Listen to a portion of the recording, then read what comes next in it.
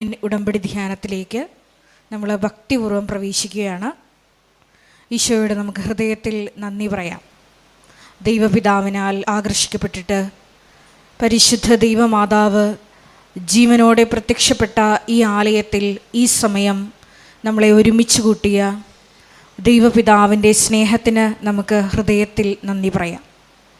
2004 December 7-ാം തീയതി ഉച്ചകഴിഞ്ഞ് 2:30 ഇതുപോലൊരു ആരാധന മധ്യയാണ് ദൈവമാതാവ് സമയഘടികാരം നെഞ്ചിൽ ചാർത്തി ഈ അൾത്താരയിൽ പ്രത്യക്ഷയായിക്കൊണ്ട് ദുരന്തം ഉണ്ടാകുവാൻ പോകുന്നു, പ്രാർത്ഥിക്കണമെന്ന വലിയ ദൈവിക സന്ദേശം കൈമാറിയത്. ജീവിതത്തിൻ്റെ വിവിധ ദുരന്ത മുഖങ്ങളിലായിരുന്നു കൊണ്ടാണ് നമ്മളും പരിശുദ്ധ അമ്മ ജീവനോടെ പ്രത്യക്ഷപ്പെട്ട ഈ ആലയത്തിൽ വന്ന് മരിയൻ ഉടമ്പടിയെടുത്ത് പ്രാർത്ഥിച്ചുകൊണ്ട് ദുരന്ത മുഖങ്ങളെ അതിജീവിക്കുവാൻ, ദൈവകരുണ നമ്മുടെ ജീവിതത്തിൽ സ്വന്തമാക്കുവാൻ ആഗ്രഹത്തോടെ പ്രാർത്ഥിച്ച് ഉടമ്പടി നിബന്ധനകൾ പാലിച്ച് മുന്നേറുന്നത്. ഈ ധ്യാനം നയിക്കുവാൻ പോകുന്ന കൃപാസനത്തിൻ്റെ സ്ഥാപക ഡയറക്ടറായ ബഹുമാനപ്പെട്ട VP ജോസഫ് അച്ഛനെ ദൈവപിതാവിൻ്റെ കരങ്ങളിൽ സമർപ്പിച്ച് നമുക്കൊരു നിമിഷം മൗനമായിട്ട് പ്രാർത്ഥിക്കാം. അച്ഛൻ്റെ ആരോഗ്യത്തെ പ്രത്യേകമായിട്ട് സമർപ്പിച്ച് പ്രാർത്ഥിക്കാം. ഏറ്റെടുത്തിരിക്കുന്ന എല്ലാ ശുശ്രൂഷ മേഖലകളെയും പ്രത്യേകമായിട്ട് അൾത്താരയിൽ സമർപ്പിച്ച് പ്രാർത്ഥിക്കാം. ഈശോയെ വരാൻ പോകുന്ന ആരാധന മണിക്കൂറിനെ പ്രത്യേകമായിട്ട് സമർപ്പിച്ച് പ്രാർത്ഥിക്കുന്നു. ഈശോയെ ആരാധനയിലൂടെ നീളം അച്ഛനിലൂടെ നീ തന്നെ ഞങ്ങളോട് സംസാരിക്കണമേ എന്ന് പ്രാർത്ഥിക്കുന്നു. വചനം നൽകണമേ എന്ന് പ്രാർത്ഥിക്കുന്നു. കൃപാസനത്തിൻ്റെ എല്ലാ ശുശ്രൂഷ മേഖലകളെയും നിർമ്മാണ പ്രവർത്തനങ്ങളെയും ഞങ്ങൾ ഒരു നിമിഷം സമർപ്പിച്ച് പ്രാർത്ഥിക്കുന്നു.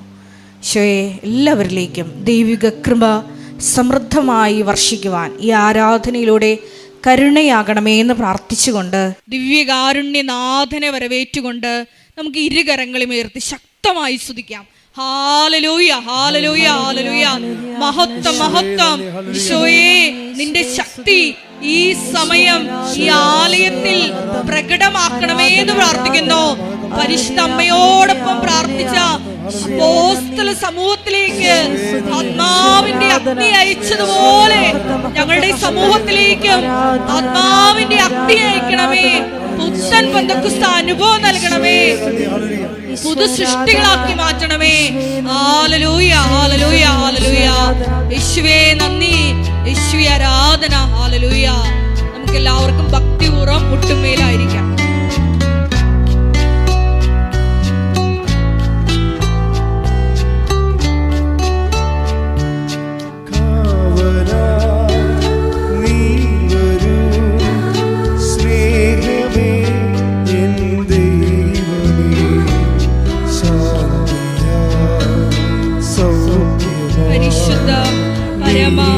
ദിവ്യകാരുണ്യത്തിന് നേരവും ആരാധനയും സ്തുതിയും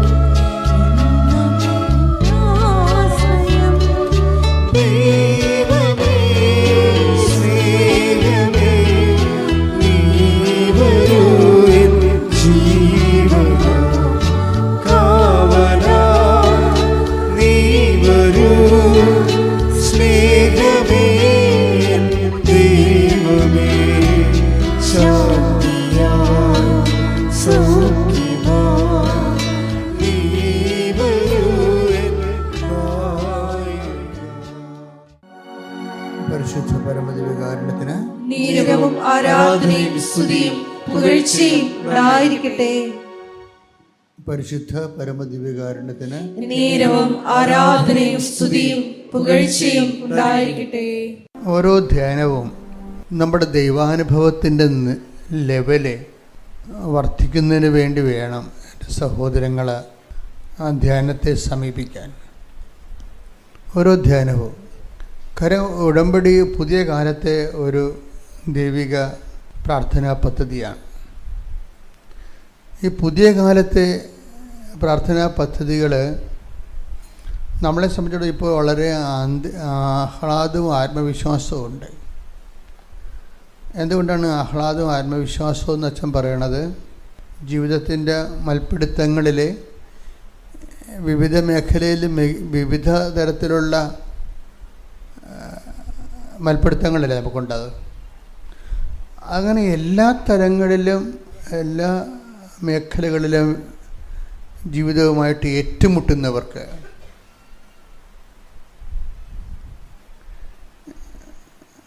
വളരെ ഹൃദ്യമായ സമീപസ്ഥമാണ്. ദൈവം സമീപസ്ഥമാണെന്നല്ല ഞാൻ പറയണത്.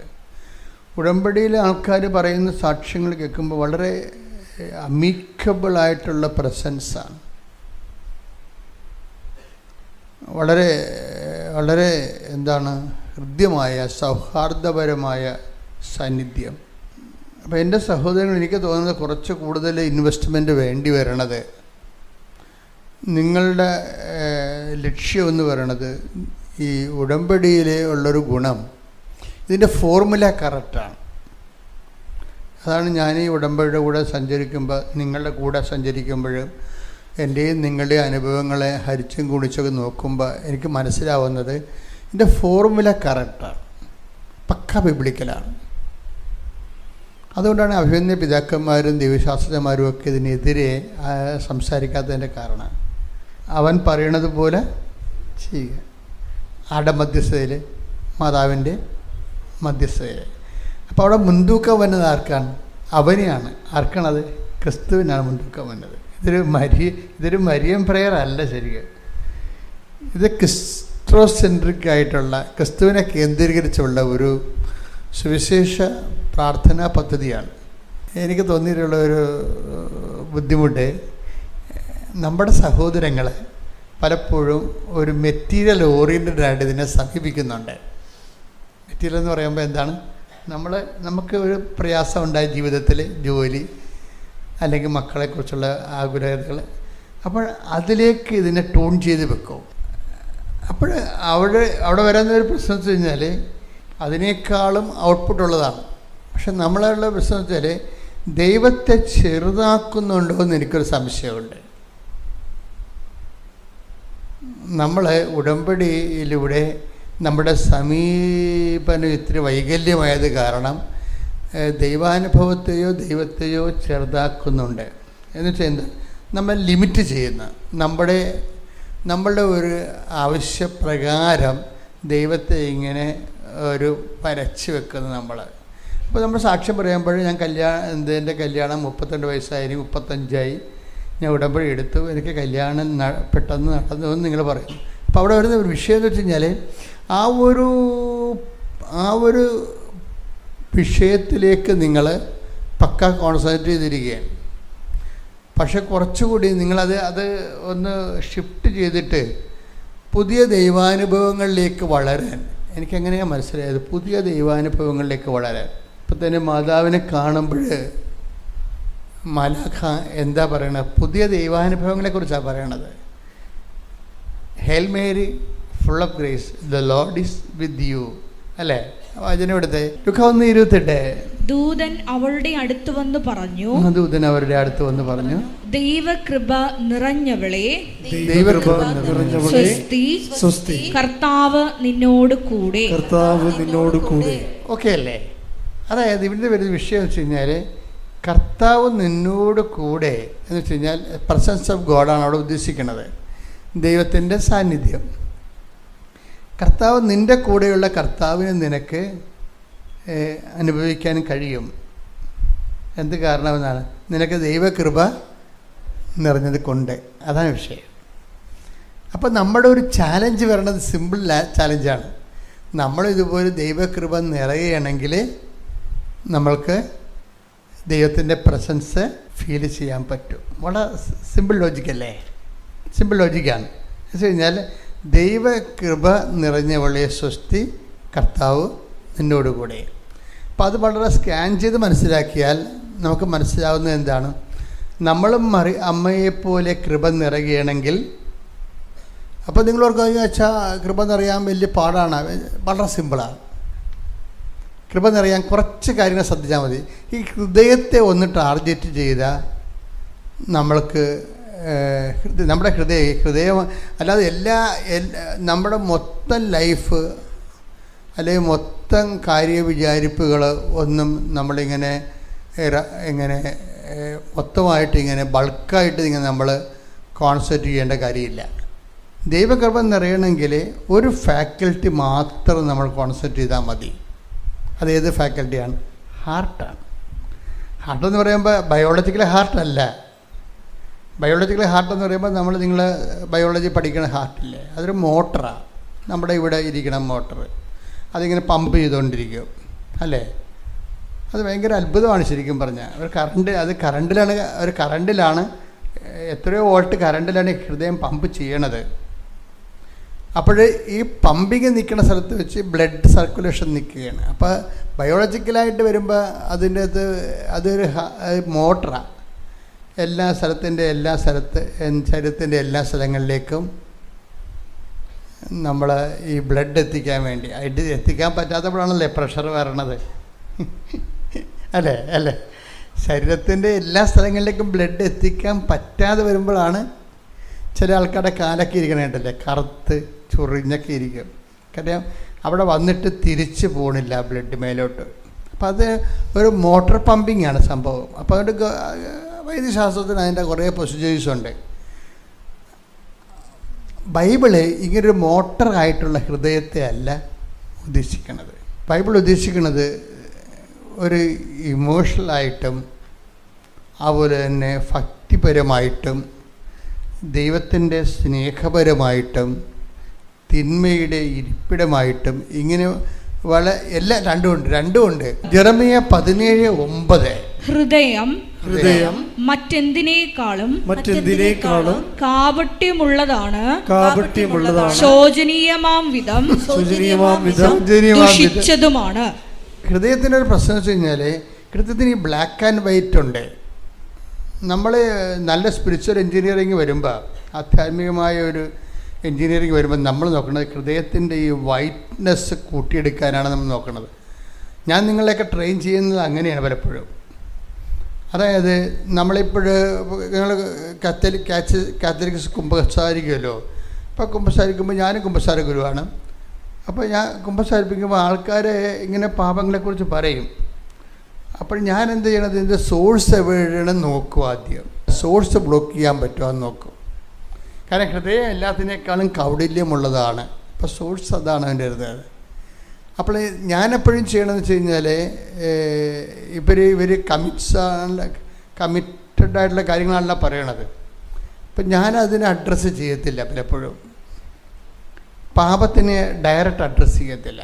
അതിൻ്റെ കാരണം വെച്ചാൽ പനിയെന്ന് പറഞ്ഞത് എന്താ ഒരു രോഗമല്ലല്ലോ അല്ലേ? പനിയെന്ന് പറഞ്ഞ ഒരു രോഗമല്ലേ, ഏതോ രോഗത്തിൻ്റെ ഒരു കാരണമാണ്. ഇപ്പം നിങ്ങൾ പറയുന്നത് പനിയാണ്, തലവേദന, പനി എന്നൊക്കെയാണ് കുമ്പസാരക്കുട്ടി പറയണത്. ആത്മാവിന് പനിയാണ്, ആത്മാവിന് തലവേദനയാണ്. അപ്പം ഞാനതിനെ നോക്കണമെന്ന് വെച്ച് കഴിഞ്ഞാൽ എങ്ങനെ ബോഡി ഹെൽത്തി ആയിക്കഴിഞ്ഞാൽ ആ വിഷയം മാറും. ഇപ്പം ഞാനെന്ത് ചെയ്ത് ബോഡി ഹെൽത്തി ആക്കാൻ നോക്കും. എങ്ങനെ? നീ ഈ ആഴ്ചയിൽ ചെയ്തിട്ടുള്ള നന്മ പ്രവർത്തികളൊക്കെ പറയും. ഒത്തിരി ഉണ്ട്, നമ്മൾ അഡ്രസ്സ് ചെയ്യാതെ വിട്ടുകാരണം ഒഴുകിപ്പോണതാ. നീ ആഴ്ചയിൽ ചെയ്തിട്ടുള്ള നന്മ പ്രവർത്തികളെല്ലാം പറയും. വീട്ടുകാർക്ക് ചെയ്താലും കുഴപ്പമില്ല, ഇനി പക്ഷികൾക്ക് ചെയ്താലും കുഴപ്പമില്ല, മൃഗങ്ങൾക്ക് ചെയ്താലും നമ്മുടെ സസ്യങ്ങൾക്ക് ഇതെല്ലാം കൂടി നമ്മൾ ഒരുമിച്ചാണല്ലോ ജീവിക്കുന്നത്. അപ്പോൾ എപ്പോഴും നമ്മൾ ആ ഒരു ബോധം ഉണ്ടാക്കണം. ദൈവം സൃഷ്ടിച്ചപ്പോൾ ആദ്യം ഇവരെല്ലാം സൃഷ്ടിച്ച് കഴിഞ്ഞിട്ടാണ് നമ്മളെ സൃഷ്ടിച്ചിരിക്കുന്നത്. നമുക്ക് വേണ്ടിയാണെന്ന് പറഞ്ഞിട്ട് അങ്ങനെ അമിതമായ ചൂഷണമൊന്നും നടക്കത്തില്ല. നമുക്ക് സർവ് ചെയ്യാൻ പറ്റത്തില്ല, കാരണം പിന്നെ സർവ് ചെയ്യാൻ പറ്റത്തില്ല. എവിടെയോ ഒരു മിസ്റ്റേക്ക് ഉള്ളതുകൊണ്ടല്ലേ ഇപ്പോൾ സ്പെയിനിലും അയർലൻഡിലുമൊക്കെ ആൾക്കാർ ആകാശത്തേക്ക് മഴ പെയ്യിക്കണം. ചൂട് 50 അവിടെ. നമുക്ക് ചിന്തിക്കാൻ പറ്റില്ല. നമുക്ക് 50 ആയിട്ടില്ല. ഇപ്പോഴും നമുക്ക് 50 ആയിട്ടില്ല. നമുക്ക് 32, 33 അങ്ങ് നിൽക്കുകയല്ലേ. അപ്പം നമ്മൾ പണ്ട് മഞ്ഞ് ഉരുകി നിന്ന സ്ഥലത്ത് ഇപ്പം ചൂട് കൊണ്ട് അവിടെയുള്ള ആൾക്കാർക്ക് സർവ് ചെയ്യാൻ പാടാ. എ സി ഒന്നുമില്ല. എ സി കിട്ടാനില്ലെന്നാണ് പറഞ്ഞത്. ജർമ്മനിയിലൊക്കെ എ സി ഫാനൊന്നും അവർ ഉപയോഗിക്കാറില്ലായിരുന്നു. എ സിയും ഫാനും ഒന്നും ഉപയോഗിക്കത്തില്ല ജർമ്മൻ. അതുള്ള ആ സ്കാൻഡിനേവിയൻ രാജ്യങ്ങളൊക്കെ ഒന്നും എ സി ആവശ്യമില്ല. അവർക്ക് ഫാൻ ആവശ്യമില്ല, ഫാനിൻ്റെ കമ്പനിയില്ല, എ സി ആവശ്യമില്ല. പക്ഷെ ചൂട് വന്നപ്പോൾ കമ്പനിയൊന്നും ഇല്ലല്ലോ. ഇവർ എ സിക്ക് ഓട്ടമാണ്, ഫാന് വേണ്ടി ഓട്ടമാണ്. എന്നിട്ട് പറയണത് ഇപ്പം മാൾട്ടയിലെ സഹോദരൻ കഴിഞ്ഞ ദിവസം സംസാരിച്ച് പറഞ്ഞത് മാൾട്ടയിൽ ഒരു ഈ ടേബിൾ ഫാന് വേണ്ടി പിടിച്ചു പറയുക. അപ്പോൾ ഇതൊക്കെ ഒരിക്കലും കേൾക്കാത്ത കാര്യങ്ങളാണ്. ക്ലൈമറ്റിന് ശരിക്കും ചേഞ്ച് വന്നിട്ടുണ്ട്.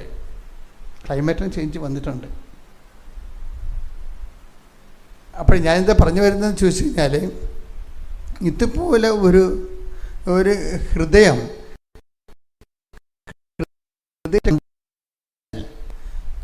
നമ്മൾക്ക് നിലവാരമുള്ള ദൈവാനുഭവത്തിലേക്ക് വരാൻ പറ്റും. അപ്പം ഞാൻ ചോദിക്കുന്ന ആൾക്കാരോട് ചോദിക്കും, നീ ഈ ആഴ്ചയിൽ എന്തെല്ലാം നന്മകളാണ് ചെയ്തതെന്ന് പറയും. നമ്മളെ അതായത് നന്മകൾ അപ്പോൾ അവർ ഒത്തിരി കാര്യങ്ങൾ ചെയ്ത് കാണും. മാളവിക പത്തനംതിട്ട അവരുടെ പേര്. അവരുടെ ഹസ്ബൻഡ് പേര് പ്രശാന്ത് എന്നാണ്. അപ്പോൾ ഇതൊരു കേസ് സ്റ്റഡിയാണ്. അപ്പോൾ മാളവിക ഉടമ്പടിക്ക് ശേഷവും ഉടമ്പടിക്ക് മുമ്പുമുള്ള അവരുടെ ജീവിതം പറയുന്നുണ്ട്. അത് കേൾക്കാൻ രസമാണ്. അവർ ക്യാഷ്വലായിട്ട് ഇങ്ങനെ പറഞ്ഞു പോവുകയാണെങ്കിൽ ഞാൻ വളരെ ശ്രദ്ധിച്ചത് അവിടെ പറയുന്നത്, ഞാൻ ഉടമ്പടിക്ക് മുമ്പ് ഒരു മനുഷ്യനെ മുഖത്ത് നോക്കത്തില്ലായിരുന്നു. റോഡിൽ കൂടി പോയാൽ ഞാൻ എൻ്റെ കടയിൽ പോയാൽ സാധനം മേടിച്ച് പെട്ടെന്ന് നോക്കി ഞാൻ എൻ്റെ വീട്ടിൽ പോകും. ഇപ്പം അങ്ങനെയല്ല, ഞാൻ എല്ലാവരെയും ശ്രദ്ധിക്കാം. ഒരാളുടെ ചേഞ്ചിങ് വേണ്ട. ഇപ്പം ഞാൻ എല്ലാവരെയും ശ്രദ്ധിക്കാം. എന്തിനാണ് ശ്രദ്ധിക്കണത്? എന്നിട്ട് അവർക്ക് ഈശോനെ കൊണ്ട് എന്തെങ്കിലും പ്രയോജനം ഉണ്ടാകുന്ന നോക്കും. ത്രൂ മീ എന്നെക്കൊണ്ട് അവർക്ക് ഈശോയ്ക്ക് എന്തെങ്കിലും പ്രയോജനം ഉണ്ടാകാൻ ഞാൻ നോക്കും. ഞാൻ എന്തെങ്കിലും ഒരു അവശത കണ്ടാൽ ഞാൻ അവരോട് ചെന്ന് ചോദിക്കും, എന്താണ് വിഷയം, എന്താണ് വിഷമിച്ചിരിക്കണത് എന്നൊക്കെ അപ്പോൾ ഒരാളിങ്ങനെ ചേഞ്ച് ചെയ്യണ കണ്ടില്ലേ? ഇതാണ് ഞാൻ പറഞ്ഞത്. ഇതിൻ്റെ വൈറ്റ്നെസ് ഇങ്ങനെ കൂട്ടിക്കൊണ്ട് വരണം. ശരിക്കും ഉടമ്പടി അതാണ് ചെയ്യേണ്ടത്. ഉടമ്പടി വളരെ നല്ല പക്ക ട്രീറ്റ്മെൻറ്റാണ്. ഈ മനുഷ്യന്മാരുടെ ഉള്ളിൽ വൈറ്റും ഉണ്ട് ബ്ലാക്കും ഉണ്ട്. ഇപ്പോൾ ബ്ലാക്ക് ഉണ്ടെന്ന് പറഞ്ഞല്ലേ, ജെറമിയ 17:9 പറഞ്ഞില്ലേ, എന്താണ്?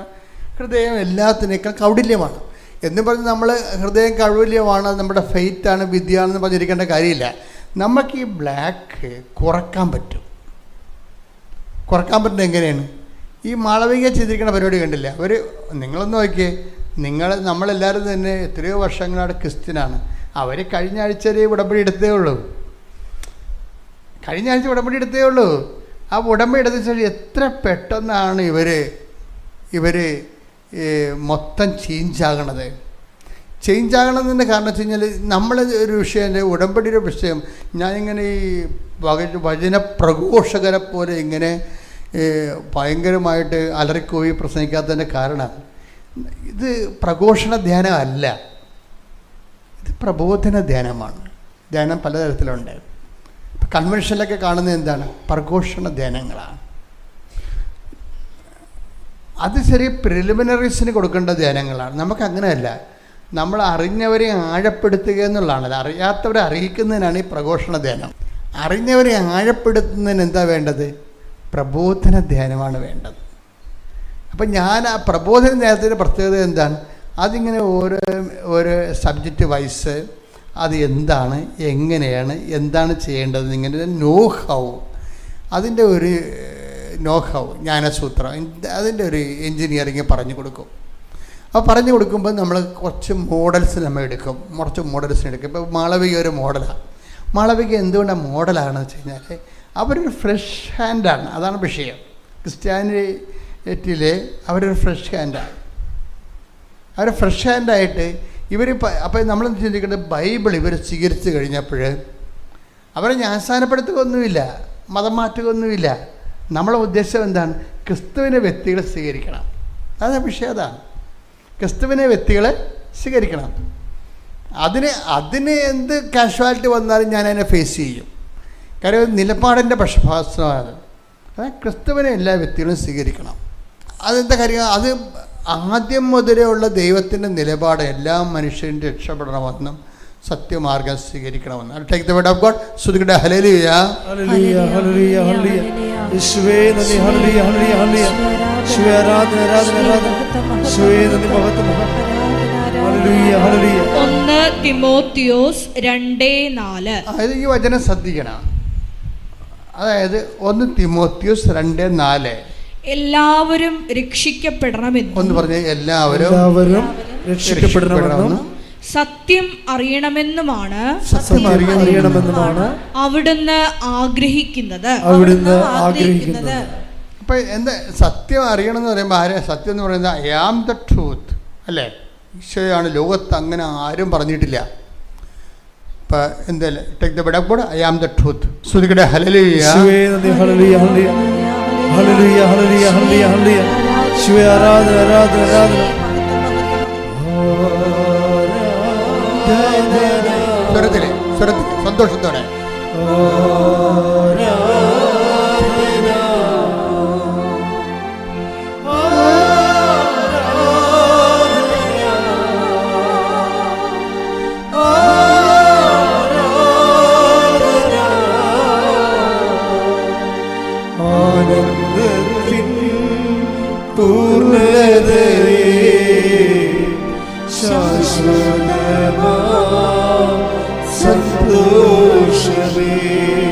ആനന്ദത്തിൻ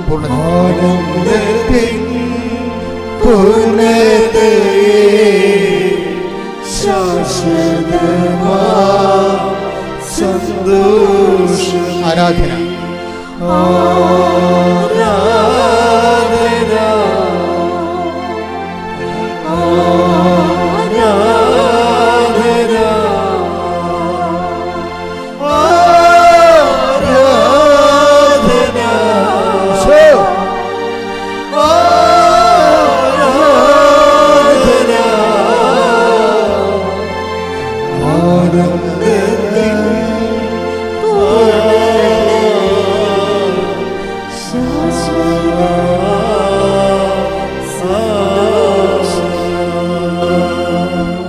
യോഹന്നാൻ 14:6.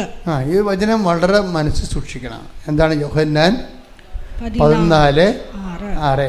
യേശു പറഞ്ഞു, വഴിയും സത്യവും ജീവനും ഞാനാണ്. വഴിയും സത്യവും ജീവനും ഞാനാണ്. എന്നിലൂടെയല്ലാതെ ആരും പിതാവിന്റെ അടുക്കിലേക്ക് വരുന്നില്ല.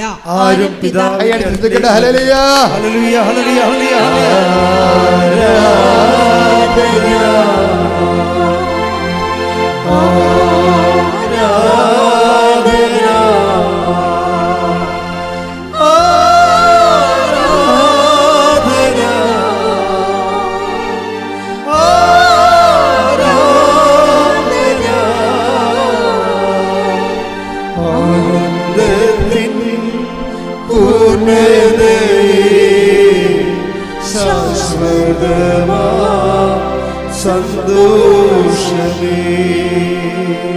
പരിശുദ്ധ പരമദിവ്യകാരുണ്യത്തിന് നേരവും ആരാധനയും സ്തുതിയും പുകഴ്ചയും ഉണ്ടായിരിക്കട്ടെ. എൻ്റെ മക്കളെ, രാവിലെ കർത്താവിൻ്റെ ദിവസം അതിരാവിലെ വന്നിരുന്ന് വചനം കേൾക്കാനും ദിവ്യകുർബാനയുടെ ആരാധനയ്ക്കൊക്കെ പങ്കെടുക്കാനും ദൈവം നിങ്ങളെ എന്തുമാത്രം സ്നേഹിക്കുന്നുണ്ടെന്ന് നിങ്ങൾ തിരിച്ചറിയണം. ഹല്ലേലൂയ. ഇത് വലിയൊരു അനുഗ്രഹം. നമ്മുടെ എല്ലാ പ്രശ്നങ്ങളും തീരുകയാണ്. എന്താ കാര്യം? എല്ലാ പ്രശ്നങ്ങളും തീരുകയാണ്. എന്താ കാര്യം? കർത്താവ് നമ്മളെ തൻ്റെ അടുത്തേക്ക് വിളിച്ചു അല്ലേ? അതുതന്നെ തൻ്റെ അത് എന്തുകൊണ്ട് അങ്ങനെ വരുന്നത്? അടുത്തേക്ക് വിളിക്കുന്നത് ആരെയാണ്? വചനമെടുത്തേ. മർക്കോസിന്റെ സുവിശേഷം 3-ാം അധ്യായം 13 മുതലുള്ള തിരുവചനങ്ങൾ. പിന്നെ അവൻ മലമുകളിലേക്ക് കയറി തനിക്ക് ഇഷ്ടമുള്ളവരെ അടുത്തേക്ക് വിളിച്ചു. അപ്പോൾ ഐഡിയ ഈസ് വെരി ക്ലിയർ അല്ലേ? നിങ്ങളെ കർത്താവ് അടുത്തേക്ക് ഈ പ്രഭാതത്തിലെ കർത്താവിൻ്റെ ദിവസം, നിങ്ങൾക്ക് കടങ്ങളുണ്ട്, ജപ്തിയുണ്ട്, പല പ്രശ്നങ്ങളൊക്കെ ഉണ്ട്. പക്ഷേ കർത്താവ് നിങ്ങൾക്ക് അടുത്തേക്ക് വിളിച്ചിട്ടുണ്ട്. അടുത്തേക്ക് വിളിച്ചത് എന്തുകൊണ്ടാണ്? അവിടെ തനിക്ക് ഇഷ്ടപ്പെട്ടവരെ നിങ്ങളെ അണ്ടർ എസ്റ്റിമേറ്റ് ചെയ്യേണ്ട കാര്യമില്ല. കഴിഞ്ഞ കാലങ്ങളിൽ നിങ്ങൾക്ക് എന്തെല്ലാം തരത്തിലുള്ള ഷോർട്ട് കമ്മിങ്സ്, എന്തെങ്കിലുമൊക്കെ അബദ്ധങ്ങൾ സംഭവിച്ചാലും ദൈവം അത് റൈറ്റ് ഓഫ് ചെയ്തിരിക്കുന്നു. കൈയടിക്കട്ടെ, ശ്രദ്ധിക്കട്ടെ.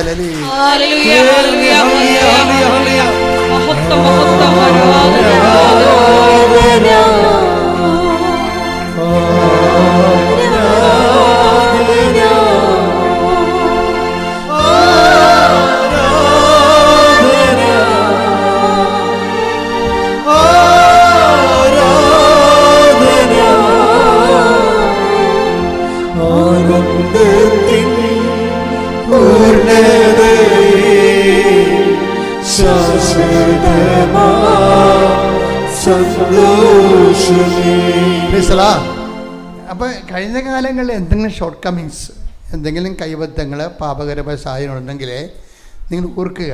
എന്താ കാര്യം? ഡിവേർഡ് ഓഫ് ദാറ്റ് ഫാക്ട്, ആ വിഷയത്തിനേക്കാൾ ഉപരി ദൈവം നിങ്ങളെ ഇഷ്ടപ്പെടുന്നു. അതുകൊണ്ടാണ് നിങ്ങളെ അടുത്തേക്ക് വിളിച്ചിരിക്കുന്നത്. അടുത്തേക്ക് വിളിച്ചതിന് അർത്ഥം എന്താണ്? കഴിഞ്ഞ കാല പാപങ്ങളെ ദൈവം റൈറ്റ് ഓഫ് ചെയ്തു എന്നതിന് അർത്ഥം എന്താണ്? എഴുതി തള്ളിയെന്ന്. കൈയടിച്ച് ശ്രദ്ധിക്കട്ടെ. ഹല്ലേലൂയ.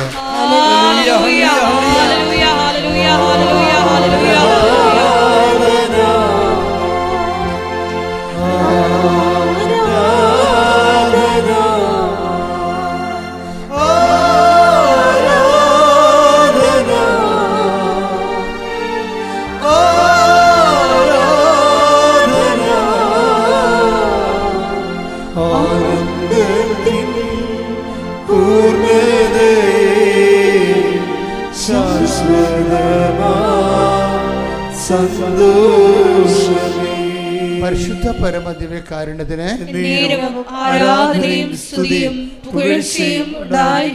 കർത്താവിനെ ആരാധിക്കാനും കർത്താവിൻ്റെ വചനങ്ങൾ കേൾക്കാനും അതിരാവിലെ, നിങ്ങൾ തന്നെ വെളുപ്പിന് 3 മണിക്ക് എഴുന്നേറ്റ് പോകുന്നവരുണ്ട് വീട്ടിൽ നിന്ന്, അല്ലേ?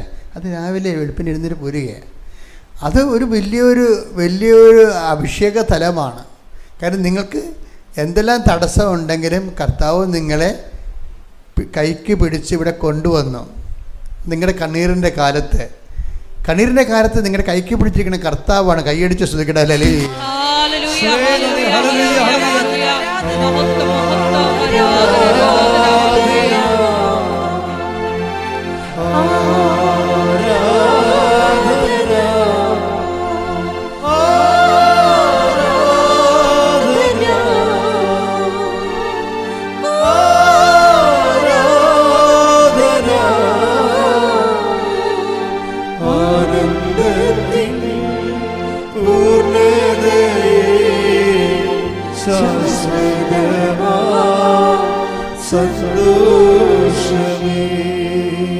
ഇനി നമ്മൾ ചെയ്യേണ്ട കാര്യം എന്ന് വെച്ച് കഴിഞ്ഞാൽ, നമ്മൾ പ്രാർത്ഥിക്കേണ്ടത് എന്താണെന്ന് വെച്ചാൽ,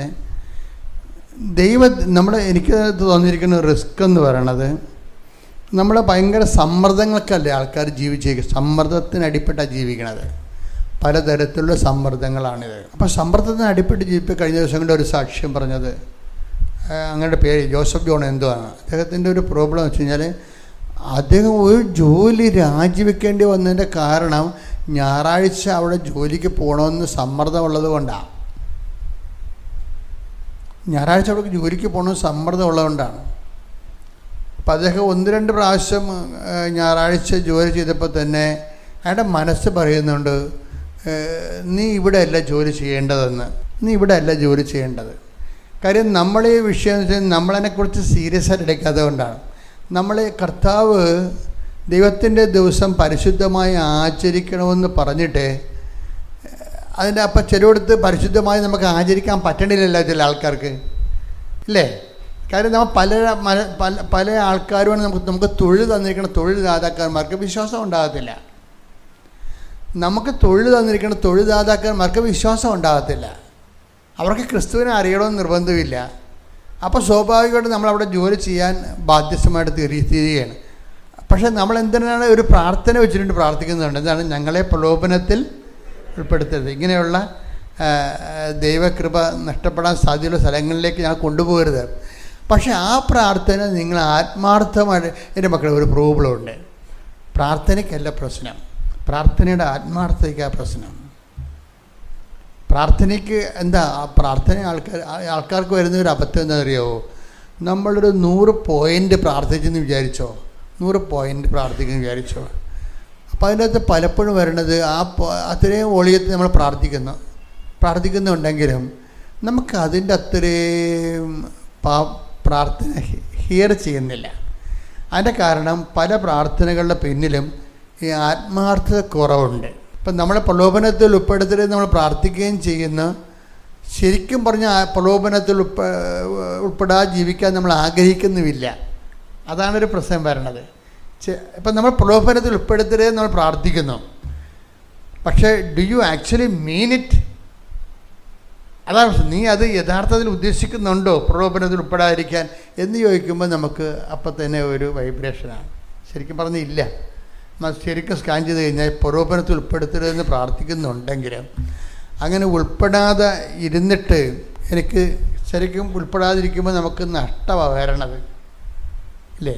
ഒരു കള്ളക്കണക്ക് എഴുതണം, അത് പ്രലോഭനമാണ്. കള്ളക്കണക്ക് എഴുതണം, അത് പ്രലോഭനമാണ്. അപ്പം അങ്ങനെ പ്രലോഭനത്തിൽ ഉൾപ്പെടുത്തുന്നില്ലെങ്കിൽ ആ കള്ളക്കണക്ക് നമ്മൾ ശരിയായ കണക്കെഴുതണം. ശരിയായ കണക്കെഴുതുമ്പോൾ നമുക്ക് നഷ്ടം വരും. നമ്മൾ ശരിയായ കണക്കെഴുതുകയാണെങ്കിൽ നഷ്ടം വരും. ഈ ഒരു സാധനം നമ്മൾ വളരെ സുന്ദരമായിട്ട് കൈകാര്യം ചെയ്യണം. കാര്യം ഈ നഷ്ടം സഹിച്ചും, അങ്ങനെ ഒരു വാക്കുണ്ട് വചനം 15-ാം സങ്കീർത്തനം 1 മുതലുള്ള തിരുവചനങ്ങൾ. കർത്താവേ, അങ്ങയുടെ കൂടാരത്തിൽ ആര് വസിക്കും? പറഞ്ഞേ. കർത്താവേ, അങ്ങയുടെ കൂടാരത്തിൽ ആര് വസിക്കും? അങ്ങയുടെ വിശുദ്ധഗിരിയിൽ ആര് വാസമുറപ്പിക്കും? അങ്ങയുടെ വിശുദ്ധഗിരിയിൽ ആര് വാസമുറപ്പിക്കും? നിഷ്കളങ്കനായി ജീവിക്കുകയും നീതി മാത്രം പ്രവർത്തിക്കുകയും ഹൃദയം തുറന്ന് സത്യം പറയുകയും ചെയ്യുന്നവൻ. പരദൂഷണം പറയുകയോ സ്നേഹിതനെ ദ്രോഹിക്കുകയോ അയൽക്കാരനെതിരെ അപവാദം പരത്തുകയോ ചെയ്യാത്തവൻ. ദുഷ്ടനെ പരിഹാസ്യനായി കരുതുകയും ദൈവഭക്തനോട് ആദരം കാണിക്കുകയും നഷ്ടം സഹിച്ചും പ്രതിജ്ഞ നിറവേറ്റുകയും ചെയ്യുന്നവൻ. കടത്തിന് പലിശ ഈടാക്കുകയോ നിർദോഷനെതിരെ കൈക്കൂലി വാങ്ങുകയോ ചെയ്യാത്തവൻ. അപ്പം ഈ ഒരു വിഷയങ്ങളിലേക്ക് വരുമ്പോൾ, ജീവിതം ഇങ്ങനെയുള്ള സ്ഥലങ്ങളിലേക്ക് വരുമ്പോൾ ചില സമയത്ത് തട്ടും, ഫൗൾസിൽ നമ്മൾ തട്ടും. അപ്പം അങ്ങനെ വരുമ്പോൾ ചില ആൾക്കാർക്ക് ദൈവമേ ചെയ്യണത് തെറ്റാണല്ലോ. അപ്പോൾ നമ്മൾ ആത്മാർത്ഥമായിട്ട് കർത്താവേ, എന്നെ ഇങ്ങനെയുള്ള പ്രലോഭനങ്ങളിൽ ഉൾപ്പെടുത്തരുത്. അതെന്താ പ്രശ്നം വെച്ച് കഴിഞ്ഞാൽ, നമ്മൾക്ക് ഒന്നെങ്കിൽ ദൈവം അല്ലെങ്കിൽ ഭൗതിക ആനുകൂല്യങ്ങൾ, ഇതിൻ്റെ ഇടയ്ക്കൊരു തിരഞ്ഞെടുപ്പ് വരുന്നതിനാണ് ഈ ടെംപ്റ്റേഷൻ, പ്രലോഭനം എന്ന് പറയണത്. ഒന്നെങ്കിൽ ദൈവം. ഇപ്പം നമ്മൾ ജീവിക്കുന്ന ജീവിതം എന്ന് പറയുന്നത് ഒരു അഡ്ജസ്റ്റ്മെൻറ്റ് ലൈഫാണ്. കുറച്ച് ദൈവവും കുറച്ച് കള്ളത്തരവും, കുറച്ച് കള്ളത്തരവും കുറച്ച് തട്ടിപ്പും വെട്ടിപ്പും ഒക്കെ ആയിട്ട് ഇങ്ങനെ അഡ്ജസ്റ്റ് ചെയ്താണ് ജീവിക്കുന്നത്. ഇങ്ങനെ അഡ്ജസ്റ്റ് ചെയ്ത് ജീവിക്കുമ്പോൾ ഉണ്ടാകുന്ന പ്രശ്നം വെച്ച് കഴിഞ്ഞാൽ, ഉടമ്പടിയിൽ അതിന് വലിയ സ്കോപ്പില്ല. അപ്പം നിങ്ങൾ ഓർക്കും, വെച്ചാൽ പിന്നെ എങ്ങനെ ജീവിക്കും? ഈ ലോകം മുഴുവൻ കള്ളത്തരമല്ല കാണിക്കണത്. അപ്പം നമ്മൾ ചേര തിന്നണമെന്ന് അട്ടി തിന്നു കഴിഞ്ഞാൽ നടുത്തോടാൻ തിന്നില്ലെങ്കിൽ നമ്മൾക്ക് ജീവിക്കാൻ പറ്റുമോ? അപ്പോൾ ആൾക്കാർ ചോദിക്കും. പക്ഷേ എന്ത് പ്രോബ്ലം വെച്ച് കഴിഞ്ഞാൽ, നമ്മൾ ഒരിക്കലും ഒരു ഡിസിഷൻ ഇങ്ങനെ എടുത്തിട്ട് പതുക്കെ നമ്മൾ കർത്താവിൻ്റെ അടുത്ത് ഇരിക്കുകയാണ്. ഇരുന്നിട്ട് പറഞ്ഞ്, കർത്താവ് ഇങ്ങനെ ഒരു ചതിക്കുഴി ചെന്ന് ചാടിയിരിക്കുകയാണ്, എന്നെ രക്ഷിക്കണം, എനിക്ക് വേറൊരു മാർഗമില്ല, എന്നെ സഹായിക്കണം. അപ്പം ഇങ്ങനെ അപ്പം നീ ഇങ്ങനെ കർത്താവിൻ്റെ വചനങ്ങൾക്ക് ഈ വിരുദ്ധമായിട്ട് ജീവിക്കുന്നവരെ നിനക്ക് വിഷമമുണ്ടെന്നും കർത്താവിൻ്റെ സഹിത്വം ചേർന്ന് ജീവിക്കാൻ നീ ആഗ്രഹിക്കുന്നുണ്ടെന്നും ആത്മാർത്ഥമായിട്ട്, യാന്ത്രികമായിട്ടല്ല, ആത്മാർത്ഥമായിട്ട് നിനക്ക് തോന്നുകയാണെങ്കിൽ കർത്താവ് നിന്നെ കറക്റ്റ് സ്ഥലത്തേക്ക് കൊണ്ടുവരും, പതുക്കെ. പിന്നെ എപ്പോഴും നമ്മൾ ശ്രദ്ധിക്കണം, ഈ മറ്റുള്ളവരുടെ കോമ്പറ്റീഷന്, നമ്മളുമായിട്ട് കോമ്പറ്റീഷനുള്ള ആൾക്കാരുണ്ടല്ലോ, കോമ്പറ്റീഷൻ ഒത്തിരി ഉണ്ടല്ലോ, ലോകത്ത് കോമ്പറ്റീഷൻ ഉണ്ടാവും. അപ്പോൾ കോമ്പറ്റീഷൻ ഉള്ളവർക്ക് ചിലപ്പോൾ ഒരു 10 ലക്ഷം രൂപ കള്ളത്തരം കാണിച്ച് 10 ലക്ഷം രൂപ കിട്ടിയാൽ നിനക്ക് നീ കോമ്പറ്റീഷൻ പങ്കെടുത്ത് അവനേക്കാൾ 11 ലക്ഷം രൂപ കിട്ടാനാണ് നമുക്ക് പ്രലോഭനം ഉണ്ടാകണത്, അല്ലേ? 11 ലക്ഷം രൂപ കിട്ടാൻ വേണ്ടിയാണ് നമ്മുടെ പ്രലോഭനം ഉണ്ടാകണത്. അപ്പം അവിടെ ഒരു പ്രശ്നം, അവിടെ ഒരു ആശയ അടക്കത്തിൻ്റെ പോയിൻ്റുണ്ട്. എന്താ കാര്യം? പോയിൻ്റ് എന്താ? ആശയടക്കത്തിൻ്റെ പോയിൻ്റ് എന്താ? നീ അങ്ങനെ കള്ളത്തരം കാണിച്ച് നിനക്ക് 11 ലക്ഷത്തെക്കാളും കള്ളത്തരം കാണിക്കാത്ത 2 ലക്ഷം മതിയെന്ന് നീ തൃപ്തിപ്പെടണം. അതാണ് വിഷയം ഇരിക്കുന്നത്. കള്ളത്തരം കാണിച്ച് നമുക്ക് കിട്ടുന്ന, സർക്കാരിനെ വെട്ടിച്ചും ടാക്സ് വെട്ടിച്ചും നിനക്ക് കിട്ടുന്ന 10 ലക്ഷത്തെക്കാളും ടാക്സ് വെട്ടിക്കാതെ നിനക്ക് കിട്ടുന്ന 2 ലക്ഷം കൊണ്ട് നീ തൃപ്തിപ്പെടണം. ഇതൊരു ഭയങ്കര സീരിയസ് വിഷയമാണ്. ഇവിടെയാണ് ക്രിസ്ത്യൻ ആകുന്ന ചാലഞ്ച് വരണതിൻ്റെ കാര്യം അതാണ്. വേറെ ആർക്കും ഈ നിയമങ്ങളൊന്നുമില്ലല്ലോ, ആർക്കും നിയമമില്ല, അവർക്ക് ഇഷ്ടമുള്ള പോലെ ചെയ്യാം. ക്രിസ്ത്യന് പറ്റത്തില്ല. എന്താ കാരണം വെച്ച് കഴിഞ്ഞാൽ അവനൊരു വിഷയം ഉണ്ടാകുന്നത്, ഇപ്പോഴത്തെ ഞാൻ തന്നെ 2004 ഡിസംബർ 7-ാം തീയതി ഇവിടെ ഇതുപോലെ ഈശോ ഉള്ളപ്പോൾ ആണ് അമ്മ ഇവിടെ പ്രത്യക്ഷപ്പെട്ടത്. ഇത് 10 കൊല്ലത്തോളം ഞാനിത് അനങ്ങാതെ നടന്നു. എന്ത് ചെയ്യണമെന്ന് അറിയാൻ പാടില്ലാതെ ഈ മാതാവ് പ്രത്യക്ഷപ്പെട്ടെന്നൊക്കെ പറഞ്ഞു കഴിഞ്ഞാൽ, പണ്ട് കേരളത്തിലൊരു ബിഷപ്പിൻ്റെ അടുത്ത്, ഒരു പ്രായമായ ബിഷപ്പിൻ്റെ അടുത്ത് ഇവിടുത്തെ നമ്മുടെ കുറച്ച് സഹോദരങ്ങൾ, തങ്കച്ചായനും സണ്ണിയൊക്കെ ഉൾപ്പെടെ സഹോദരങ്ങൾ ബിഷപ്പിനെ ജവമാല റാലിക്ക് വിളിക്കാൻ ചെന്ന് പ്രായമായ ബിഷപ്പാണ്. അപ്പോൾ ചെന്നപ്പോൾ ഞങ്ങളെ മാതാവിൻ്റെ പ്രത്യക്ഷീകരണത്തോട് ബന്ധപ്പെട്ടിട്ടാണ് ഇങ്ങനെ ഈ റാലി ആരംഭിച്ചതെന്നൊക്കെ പറഞ്ഞു. അപ്പോൾ പിതാവ് ചോദിച്ച് ആർക്ക് പ്രത്യക്ഷപ്പെട്ടു? അത് ജോസഫച്ചന് പ്രത്യക്ഷപ്പെട്ടു. അപ്പോൾ ഉടനെ ബിഷപ്പ് ചോദിക്കണേ, ഇക്കാലത്ത് അങ്ങനെയൊക്കെ പറഞ്ഞ് ആരെങ്കിലും വിശ്വസിക്കുമെന്ന്. First response അതായിരുന്നേ. ആ പിതാവിന് അങ്ങനെ പറഞ്ഞൊരു കാര്യമില്ല, എനിക്കും അങ്ങനെ തോന്നിയത്. ഞാനിത് ജനങ്ങളോട് പറഞ്ഞാൽ ജനങ്ങളിത് വല്ല എന്തോ തരികിട ആളെ കൂട്ടാൻ വേണ്ടിയുള്ള എന്തോ തരികിട പരിപാടിയായിരിക്കും എന്ന് അതിനെ സഭയെന്നെ വെറുതെ വിടുക. കാര്യം ഇങ്ങനെ ആളെ കൂട്ടിക്കഴിഞ്ഞാൽ ഉള്ള പ്രശ്നം എന്താണ്? സഭയാണ് ഒന്നിൻ്റെ ഉത്തരവാദിത്വം, ഞാനല്ലല്ലോ. ഞാൻ സഭയിലൊരു എളിയ ശുശ്രൂഷകൻ മാത്രമല്ലേ. അപ്പോൾ കാത്തലിക് ചർച്ച് എന്ന് പറഞ്ഞാൽ വേൾഡ് വൈഡായിട്ടുള്ള കൃത്യമായിട്ട് കനലോയും മൊറ തിയോളജിയും ഒക്കെ ആയിട്ട് ബേസ്മെൻ്റുള്ള, വളരെ ചോദിക്കാനും പറയാനും തിരക്കാനും അന്വേഷിക്കാനും പഠിക്കാനും വിശദീകരിക്കാനും കൃത്യമായിട്ട് ആൾക്കാരെ നയിക്കാൻ വേണ്ടി ഉത്തരവാദിത്തമുള്ള ഒരു സഭയാണിത്. അപ്പോൾ ഇങ്ങനെ ഓരോരുത്തർക്കും അത് പ്രത്യക്ഷപ്പെട്ട് ഇത് പ്രത്യക്ഷപ്പെടുന്നു പറഞ്ഞാൽ അവർ ആൾക്കനുസരിച്ച് ചെയ്തുകളേ ഉള്ളൂ, സസ്പെൻഡ് ചെയ്തുകളെ, വേറെ പ്രശ്നമൊന്നുമില്ല. അതെനിക്കറിയാവുന്നതുകൊണ്ട് ഞാൻ നൂറ്റട നിന്ന് 10 കൊല്ലം പ്രാർത്ഥിച്ച്, അഖണ്ഡ ജപമാല ചൊല്ലി പ്രാർത്ഥിച്ച്, അഖണ്ഡ ജപമാല. പക്ഷെ എനിക്കറിയത്തില്ല. ഞാൻ അമ്മയോട് പറയും, അമ്മേ ഇത് ഞാൻ ജനങ്ങളോട് പറഞ്ഞ കാര്യം, ഞാൻ മാത്രമേ കണ്ടുള്ളൂ മാതാവിനെ, വേറെ ആരും കണ്ടില്ല. അപ്പോൾ ചോദിക്കുന്നവരൊക്കെ പറയണം, ഞാൻ സ്വകാര്യമായിട്ടൊക്കെ ഇത് നമ്മുടെ അച്ഛനോട് പറയുമ്പോൾ ജോസഫ് അച്ഛാ വേറെ ആരെങ്കിലും കണ്ടാന്ന് ചോദിക്കും. ഞാൻ വേറെ, അതാണ് അവർ ചോദിക്കണേ എനിക്ക്, ജോസഫ് അച്ഛാ വേറെ ആരെങ്കിലും കണ്ടായിരുന്ന എന്നുവെച്ചാൽ ഇത് നിങ്ങൾക്ക് വല്ലതും തോന്നിയത് വല്ലതാണെന്നുള്ളതാണ് പ്രശ്നമേ. അതായത് ചോദിക്കണ അവിശ്വാസം തന്നെയാണ് അത് ശരിക്കും പറഞ്ഞാൽ. പക്ഷെ 10 കൊല്ലം കഴിഞ്ഞ് ഞാൻ വാടിപ്പെട്ടിയിൽ അമ്മയുടെ, അതായത് എനിക്ക് ഡോക്ടറേറ്റ് കിട്ടിയപ്പോൾ നന്ദി പറയാൻ വേണ്ടി മധുരയിൽ നിന്നാണ് കിട്ടിയത്. മധുര യൂണിവേഴ്സിറ്റി നേരെ അമ്മയുടെ ഏറ്റവും അടുത്തുള്ള സ്ഥലം വാടിപ്പെട്ടിയാണ്. അപ്പോൾ അവിടെ ചെന്നപ്പോഴാണ് എനിക്കകത്ത് കയറാൻ പറ്റാവുന്നത്. നീ ഇവിടെ കയറേണ്ട കാര്യമൊന്നുമില്ല, ഇവിടെ പ്രത്യക്ഷപ്പെട്ടതിനേക്കാളും വളരെ വ്യക്തമായിട്ട്, കാര്യം സമയ ഘടികാരമല്ലേ, നിസ്സാര കാര്യമാണോ? അതായത് സിൽവർ ഗ്രേ, ഇതുവരെക്കും പ്രത്യക്ഷപ്പെടാത്തൊരു കളറാണ് സിൽവർ ഗ്രേ. ലോകാവസാനത്തിൻ്റെയും കാലവർഷത്തിൻ്റെയും ഒക്കെ ദുരന്തത്തിൻ്റെ കളറാണ്. എന്നിട്ട് നടുക്ക് മാതാവിൻ്റെ നെഞ്ചത്ത് വിമലഹൃദയമൊന്നുമല്ല, ഈ വിമലഹൃദയമാണ് ഇവിടെ ഇപ്പോൾ പ്രതീക്ഷിച്ചിരിക്കുന്നത്. ഇത് എന്നല്ലെങ്കിൽ അത് യഥാർത്ഥത്തിൽ പ്രത്യക്ഷപ്പെട്ട ക്ലോക്ക, സമയഘടികാരമാണ്. അത് 10:08 സൂചി കാണിച്ചതാണ്. സഭ അത് എന്നെങ്കിലും പഠിച്ച് ആ പ്രത്യക്ഷീകരണത്തിൻ്റെ സത്യാവസ്ഥ സഭയ്ക്ക് ബോധ്യപ്പെട്ടാൽ മാത്രമേ നമുക്ക് നിയമപരമായിട്ട് മാതാവിൻ്റെ യഥാർത്ഥ പ്രതിഷ്ഠ വെക്കാൻ പറ്റത്തുള്ളൂ, ഇത് വിഷയക്കാൻ പറ്റത്തുള്ളൂ. പക്ഷേ എന്നിട്ട് ഞാൻ അമ്മ പറഞ്ഞ പോലെ ഞാൻ വാടിപ്പെട്ടി കയറിയില്ല, പതുക്കെ എന്ന് പ്രാർത്ഥിച്ചിട്ട് സങ്കടപ്പെട്ട് പോകുന്നു. അപ്പോൾ നിങ്ങൾ ഓർത്ത് നോക്കണം, അവിടം വരെ ചെന്ന് 30 കിലോമീറ്റർ ഉണ്ട് മധുരയിൽ നിന്ന്. അവിടെ ചെന്നിട്ട് കയറാതെ പോകണം നോക്കിയപ്പോൾ നിങ്ങൾക്ക് അറിയാവില്ല. അപ്പോൾ എന്തോ സീരിയസ് വിഷയം ഉണ്ടെന്നല്ല, സീരിയസ് വിഷയം എൻ്റെ മനസ്സിലേക്ക് തോന്നി. അത് സീരിയസ് ആണ് അമ്മ പറഞ്ഞത്, വിഷയം സീരിയസ് ആണെന്ന് പറഞ്ഞ് എൻ്റെ കയ്യിൽ നിന്ന് വന്ന എനിക്ക് അമ്മ പറഞ്ഞത് ബോൾഡായിട്ട് പറയേണ്ടതായിരുന്നെന്നാണ് അമ്മയുടെ ഒരു മനസ്സിരിപ്പ്. എന്ത് വിഷയം ഇത് സത്യസന്ധമായ കാര്യമല്ല, അതിൻ്റെ എന്തെങ്കിലും പ്രശ്നങ്ങളുണ്ടെങ്കിൽ നീ അഭിമുഖീകരിക്കണം, നീ മുന്നോട്ട് പോകണമെന്നാണ്. അതാണ് നമ്മുടെ മനസ്സിരിപ്പ്. പക്ഷെ അതുകൊണ്ടാണ് വാടിപ്പെട്ടി വന്നപ്പോൾ വളരെ കറക്റ്റ് ഡിസിപ്ലിനറി ആക്ഷൻ പോലെ എന്നെ ഗെറ്റ് ഔട്ട് അടിച്ചത്. പക്ഷേ എന്താ പറ്റിയത്, ഞാൻ 5 മിനിറ്റ് കഴിഞ്ഞപ്പോൾ തന്നെ ഒരു വലിയ പ്രത്യക്ഷ പ്രാർത്ഥന എൻ്റെ നാക്കിൽ വന്നത്, അമ്മ ആഗ്രഹിക്കുന്ന കൃപാവര പദ്ധതി കൃപാസനത്തിലും ഞങ്ങളുടെ കുടുംബത്തിലും നിറവേറാൻ ഇടയാക്കണമേ. കണ്ടാ എന്ത് കൊച്ചു പ്രാർത്ഥനയാണ്. ദശവത്സര പ്രാർത്ഥന എന്നാണ് ഈ പഞ്ചവത്സര പ്രാർത്ഥനയ്ക്ക് ആദ്യം പറഞ്ഞുകൊണ്ടിരുന്ന പേര്. എന്താ കാര്യം, 10 വർഷം കഴിഞ്ഞപ്പോഴാണ് അമ്മ ഈ പ്രാർത്ഥന തന്നത്. അമ്മ ആഗ്രഹിക്കുന്ന ഒരു കൃപ, അത് 6 മാസമേ ചെല്ലുള്ളൂ.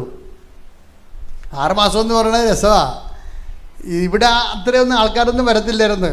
ഇവിടെ 10 കൂടിപ്പോയാൽ ഒരു ആഴ്ച, ഒരു മാസം ഒരു പ്രാർത്ഥന ഉണ്ടാകത്തുള്ളൂ. അത് ആദ്യ ചൊവ്വാഴ്ചയാണ്. അതിന് 2,500 പേര് വരും. പക്ഷെ 10,000 പ്രാർത്ഥന അടിച്ചിരിക്കണത്. അപ്പം ഞാനിവിടുത്തെ ഒരു ബ്രദറിനോട് പറഞ്ഞു, നീ അവിടെ നമ്മുടെ മലയാറ്റൂർ മലയുടെ താഴെ പോയി നിൽക്കുക, എന്നിട്ട് മലയിറങ്ങി പ്രാർത്ഥിച്ച പിന്നെ ആൾക്കാരില്ലേ അവർക്കെല്ലാം പ്രാർത്ഥിക്കണമെന്ന് പറയാൻ വേണ്ടി കൊടുക്കാൻ പറഞ്ഞു. അപ്പോൾ അത് ഈ കൊച്ചു പ്രാർത്ഥന അവർക്കെല്ലാം കൊടുക്കും. അമ്മയെ ആഗ്രഹിക്കുന്ന കൃപാവര പദ്ധതി. അപ്പോൾ എന്തോ ഒരു മനുഷ്യർ 6 മാസം പ്രാർത്ഥിച്ചപ്പോൾ തന്നെയാണ് ഉടമ്പടി തന്നത് അമ്മ. പിന്നെ നമുക്ക് പിടിച്ച, അതായത് ഉടമ്പടി തരണേന്, ഉടമ്പടി അല്ലല്ലോ ഇവിടുത്തെ പ്രശ്നം. അതിനുശേഷം ഉടമ്പടി തരിക മാത്രമല്ല ചെയ്തത്, ആ ഉടമ്പടിയുടെ കൂടെ അവിടെ ഉടമ്പടിയെ സത്യസന്ധമായിട്ട് കാണുന്ന ആൾക്കാരുടെ കൂടെ അമ്മ പോവുകയാണ്. അതാണ് ഇപ്പോൾ നമ്മൾ കാണുന്നത്. കഴിഞ്ഞ ദിവസങ്ങളിൽ വേറൊരു സാക്ഷിയുണ്ട്. അതായത് സൂസൻ തിരുവല്ലയുടെ വിഷയം എന്ന് പറയണത്, സൂസൻ തിരുവല്ല ഗൾഫിലൊരു സ്ഥലത്ത് വർക്ക് ചെയ്ത് അവർക്ക് അവരുടെ ഭർത്താവും കുഞ്ഞുങ്ങളൊക്കെ ആയിട്ട് ആ ഒരു ശമ്പളത്തിൽ വർക്ക് ചെയ്യാൻ പറ്റണില്ല. അപ്പോൾ അവർ പെട്ടെന്ന് ഒരു സുപ്രഭാതത്തിൽ കുഞ്ഞ് കാശുരൂപം ആരോ കൊടുത്തു. അവർക്ക് കൃപാസന മാതാവിൻ്റെ കാശുരൂപം അവർക്ക് കൊടുത്തു. അപ്പോഴേ ഇവളിങ്ങനെ ഇത് ഷിഫ്റ്റ് ചെയ്യണമല്ലോ, ജോലി ഷിഫ്റ്റ് ചെയ്യണമല്ലോ എന്ന് ചിന്തിച്ചിട്ട്, ഷിഫ്റ്റ് ചെയ്യണോ, പോയാൽ ജോലി കിട്ടിയില്ലെങ്കിൽ പിന്നെ ഉള്ളത് കൂടി പോകില്ല, വെള്ളത്തിലാകും, എല്ലാം പട്ടിണിയാകില്ല. അപ്പോൾ അവർക്ക് തീരുമാനം എടുക്കാൻ പറ്റണില്ല. പറ്റാത്ത സമയത്ത് ആണ് ഈ അമ്മ കയറി വരണത് ഒരു കുഞ്ഞ് കാശുരൂപമായിട്ട്. ആ കാശുരൂപം കിട്ടിക്കഴിഞ്ഞപ്പോൾ അവർക്ക് പരിശുദ്ധാത്മ അവർക്ക് കൊടുത്തത്, ഇനി നിൻ്റെ കാര്യമെല്ലാം സ്റ്റീർ ചെയ്യണത് കൃപാസന മാതാവായിരിക്കും. എപ്പോഴായാലും ഇനി അമ്മ നിൻ്റെ കൂടെ ഉണ്ടാകും. അപ്പോൾ നീ ബോൾഡായിട്ടിരിക്കണം. ഓസ്കി പരീക്ഷയൊക്കെ ഉണ്ട്, അതൊക്കെ ശരി, പക്ഷേ നീ ബോൾഡായിട്ടിരിക്കണം. ഇവരെന്നാ ചെയ്തെന്ന് വെച്ചാൽ ഇവർ ബോൾഡായിട്ടിരിക്കണമെന്ന് ഈ ഒരു കുഞ്ഞു കാശുവത്തെ തുടങ്ങുന്ന ജീവിതമാണ്. ഇവർ ചെയ്യണമെന്ന് വെച്ച് കഴിഞ്ഞാൽ ഇവരുടനെ വീടെല്ലാം അടിച്ചു വാരി. അതാണ് വിഷയം. അതാണ് ഈ ആൾക്കാർ വിഷയത്തെ സമീപിക്കുന്ന രീതികൾ ഭയങ്കര വ്യത്യാസമാണ്. അവരാദ്യം ചെയ്തത് വീടെല്ലാം അടിച്ചു വാരി പൊടിയും അഴുക്കും എല്ലാം കളഞ്ഞ് എല്ലാം വൃത്തിയാക്കി ഓർഡർ. കാര്യം അമ്മ ഈ വീട്ടിൽ വരണമുള്ളതാണ്. പിന്നെ ലൈഫ് മാറുകയാണ്. അതാണ് വിഷയം. ഇപ്പം അതായത് നമ്മൾ ചില ആൾക്കാർ ഉടമ്പടി എന്ന് പറഞ്ഞാൽ അത് വളരെ സത്യസന്ധമായിട്ട് ഫിസിക്കലായിട്ടാണ് അവരെടുക്കുന്നത്, സ്പിരിച്വലായിട്ടല്ല. ചില ആൾക്കാർ സ്പിരിച്വലായിട്ടാണ് എടുക്കുന്നത്. കുറച്ച് നിയോഗങ്ങൾ കൊണ്ടുപോയി വെച്ച് തിരി കൊണ്ടുപോയി വീട്ടിൽ വെത്തി അത്യാവശ്യമുള്ളപ്പോൾ പ്രാർത്ഥിക്കും, അത് സ്പിരിച്വലാണ്. ചില ആൾക്കാർ ഫിസിക്കൽ കവനൻ്റാണ് എടുക്കുന്നത്. ഫിസിക്കൽ കവനൻ്റ് എന്ന് പറഞ്ഞാൽ അവർ ഈ വിഷയത്തെ മുഴുവൻ ടേക്കപ്പ് ചെയ്തിട്ട് ഡയറക്റ്റ് പരിശുദ്ധമ്മ വരുന്നത് പോലെ തന്നെ ലൈഫ് മൊത്തം അവർ വിശുദ്ധീകരിക്കും. എന്നിട്ട് ഇവരിതിനു വേണ്ടി ഇൻവെസ്റ്റ് ചെയ്യും. അങ്ങനെ വന്നപ്പോൾ അവരൊരു ഓൺലൈൻ ഉടമ്പടി എടുത്തു. പിന്നീട് അവർ നാട്ടിൽ വന്ന് ഉടമ്പടി എടുത്തു. അവർ ബോൾഡായിട്ട് റിസൈൻ ചെയ്തു. അവരുടെ ജോലി റിസൈൻ ചെയ്തു. ജോലി റിസൈൻ ചെയ്യുമ്പോൾ എന്താ വെച്ച് കഴിഞ്ഞാൽ നമുക്കറിയാം, ഈ അമ്മ നമ്മുടെ ജീവിതത്തിൽ ഇടപെടാൻ നേരത്ത് നമുക്ക് അമിതമായ ആത്മവിശ്വാസം ഉണ്ടാവും. കാര്യം എന്താ, ഈ വിഷയമെല്ലാം സെറ്റ് ചെയ്യാൻ. ഇപ്പം കാര്യം ഇവിടെ നമ്മൾ OIT എഴുതിയാലും പിന്നെ ചില രാജ്യങ്ങളിൽ പോയിട്ട് ആ രാജ്യത്തിന് പരീക്ഷ എഴുതാനാണ് ഓസ്കി എക്സാം എന്ന് പറഞ്ഞത്. അതിന് ഇപ്പം നമ്മുടെ FMG എക്സാമില്ലേ, യൂറോപ്പിലൊക്കെ പോയി ചൈനയിൽ പോയി MBBS എടുത്തിട്ട് പിന്നെ ഇന്ത്യയിൽ വന്നിട്ട് പിന്നെ എഴുതണ്ടേ. അതിന് 12 പേരെ ജയിപ്പിക്കത്തുള്ളൂ. 100-ൽ 12 പേരെ അവർ ജയിപ്പിക്കത്തുള്ളൂ. ഓസ്കി എക്സാമിന് ഇതുപോലെ കട്ട് ഓഫ് ഉള്ളതാണ്. അപ്പം അതുകൊണ്ട് കിട്ടി പോയാൽ പോയി. പക്ഷെ അമ്മ ഇവളോട് പറയണത് നിനക്ക് കിട്ടും, ഞാൻ വാങ്ങിച്ചു തരുമെന്നാണ് പറയണത്. അത് ഭയങ്കര രസമാണ്. അമ്മയുടെ അധികാരമെന്ന് പറഞ്ഞാൽ നമുക്ക് ചിന്തിക്കാൻ പറ്റാത്ത അധികാരമാണ്. ഒന്നാമത് എന്താ അധികാരം എന്ന് വെച്ച് കഴിഞ്ഞാൽ, യേശുവിൻ്റെ മുമ്പ് പോലും അമ്മ ചോദിക്കുന്ന ചോദ്യം കണ്ടല്ലേ, ഈശോ നീ എന്താണ് ഞങ്ങളോട് ഇങ്ങനെ ചെയ്തത്? അങ്ങനെ ആർക്ക് ചോദിക്കാൻ പറ്റും? അതാണ് വിഷയം. ഈശോ നീ എന്താ ഞങ്ങളോട് ഇങ്ങനെ ചെയ്തത്? നീയും ഞാനും നിൻ്റെ അപ്പനും കൂടി എന്തുമാത്രം കഷ്ടപ്പെട്ടെന്നറിയോ നിന്നെ നോക്കി. ഇങ്ങനെ മുഖത്ത് നോക്കി കർത്താവിൻ്റെ മുഖത്ത് നോക്കി പരിഭവപ്പെടാനുള്ള അധികാരം ഉണ്ട് അവർക്ക്. ആ അധികാരത്തിലാണ് അവസാനം ഈ യോഹന്നാൻ ഈശോ കുരിശിൽ കിടക്കുമ്പോൾ യോഹന്നാനോട് പറയണത്, ബിഹോൾഡ് യുവർ മദർ. ഇനി വിശ്വാസികളുടെ മുഴുവൻ അമ്മയും ശുശ്രൂഷകളുടെ മുഴുവൻ അമ്മയും അമ്മയാണ്. അത് ഐഡൻറ്റിഫൈ ചെയ്ത് കൈയേൽപ്പിക്കുക. അത് ആ ഭാഗം വേണേൽ കട്ട് ചെയ്യാമായിരുന്നു. കാര്യം അത് അപ്രസക്തമായൊരു കാര്യമാണെങ്കിൽ നമുക്കറിയാം ഈശോൻ്റെ ഒരു പീഡാനുഭവവും കുരിശ് മരണവും അതുപോലെ തന്നെ ഈശോ ഇങ്ങനെ ഒരു കുറവിറച്ചിയായിട്ട് ഇങ്ങനെ തൂങ്ങിക്കിടക്കുന്നതും ശ്വാസം കിട്ടാതിരിക്കണതും ഓക്സിജൻ കിട്ടാതിരിക്കണതും പ്രാണവായുവിന് വേണ്ടി പിടയണ സമയത്ത് ഇതൊന്നും ഇത് അതിനേക്കാൾ പ്രാണവായുവിനേക്കാൾ പ്രാധാന്യമുള്ള ആളാണ് അമ്മയെന്നല്ല എൻ്റെ അർത്ഥം. ശ്രദ്ധിക്കട്ടെ. Hallelujah, hallelujah, hallelujah, hallelujah. മഹത്വം, മഹത്വം, ആരാധന, ആരാധന. യേശുവേ, ഞങ്ങൾക്ക് അമ്മയെ തന്നതിന് നന്ദി പറയുന്നു. ഹല്ലേലൂയ, മഹത്വം, മഹത്വം.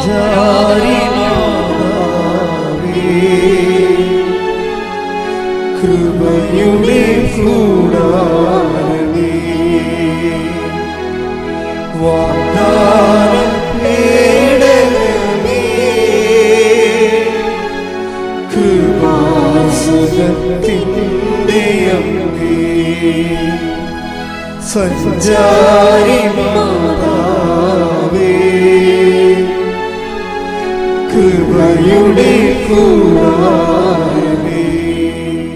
പരിശുദ്ധ പരമദിവ്യകാരുണ്യത്തിന് ആരാധനയും സ്തുതിയും പുകഴ്ചയും ഉണ്ടായിരിക്കട്ടെ. അപ്പം ഈ സൂസൻ ഇതിന് കൊടുക്കുന്ന ഒരു വെയിറ്റേജ് ഉണ്ട്, വല്ലാത്ത വെയിറ്റേജാണ്. ഇവരതിന് ശേഷം ഇവിടുന്ന് ഗൾഫിൽ നിന്ന് ജോലി രാജിവെച്ചിട്ട് നേരെ ന്യൂസിലൻഡിലോട്ട് പോകും. ന്യൂസിലൻഡ് എക്സാം അവിടെ ചെന്നിട്ട് എഴുതുകയാണ്. അപ്പോൾ ഈ രാജിവെച്ചിട്ട് ഈ കുടുംബം മൊത്തമാണ് പോയിരിക്കണം എന്ന് ഓർക്കണം. ഭർത്താവും ഭാര്യയും 2 കുഞ്ഞുങ്ങളും പോയിരിക്കുകയാണ്. ജോലിയുണ്ടാ? ജോലിയില്ല. ജോലി അമ്മ തരുമെന്നുള്ള ഒറ്റ ഉറപ്പിൽ പോയിരിക്കുകയാണ്. അവിടെ ഉറപ്പെന്ന് പറഞ്ഞു കഴിഞ്ഞാൽ ഇവിടെ ന്യൂസിലൻഡിലൊരു പള്ളിയിൽ പോയി കുർബാന കൂടും. കുർബാന കൂടിച്ച് സൂസം പുറത്ത് വന്നിട്ട് 2-3 വെള്ളക്കാരെ കണ്ടിട്ട് കൃപാസനം പത്രം, ഇംഗ്ലീഷ് പത്രം കൊടുക്കും. അപ്പോൾ ഒരു വെള്ളക്കാർ ഇയാൾ അവരോട് ഉടക്കും.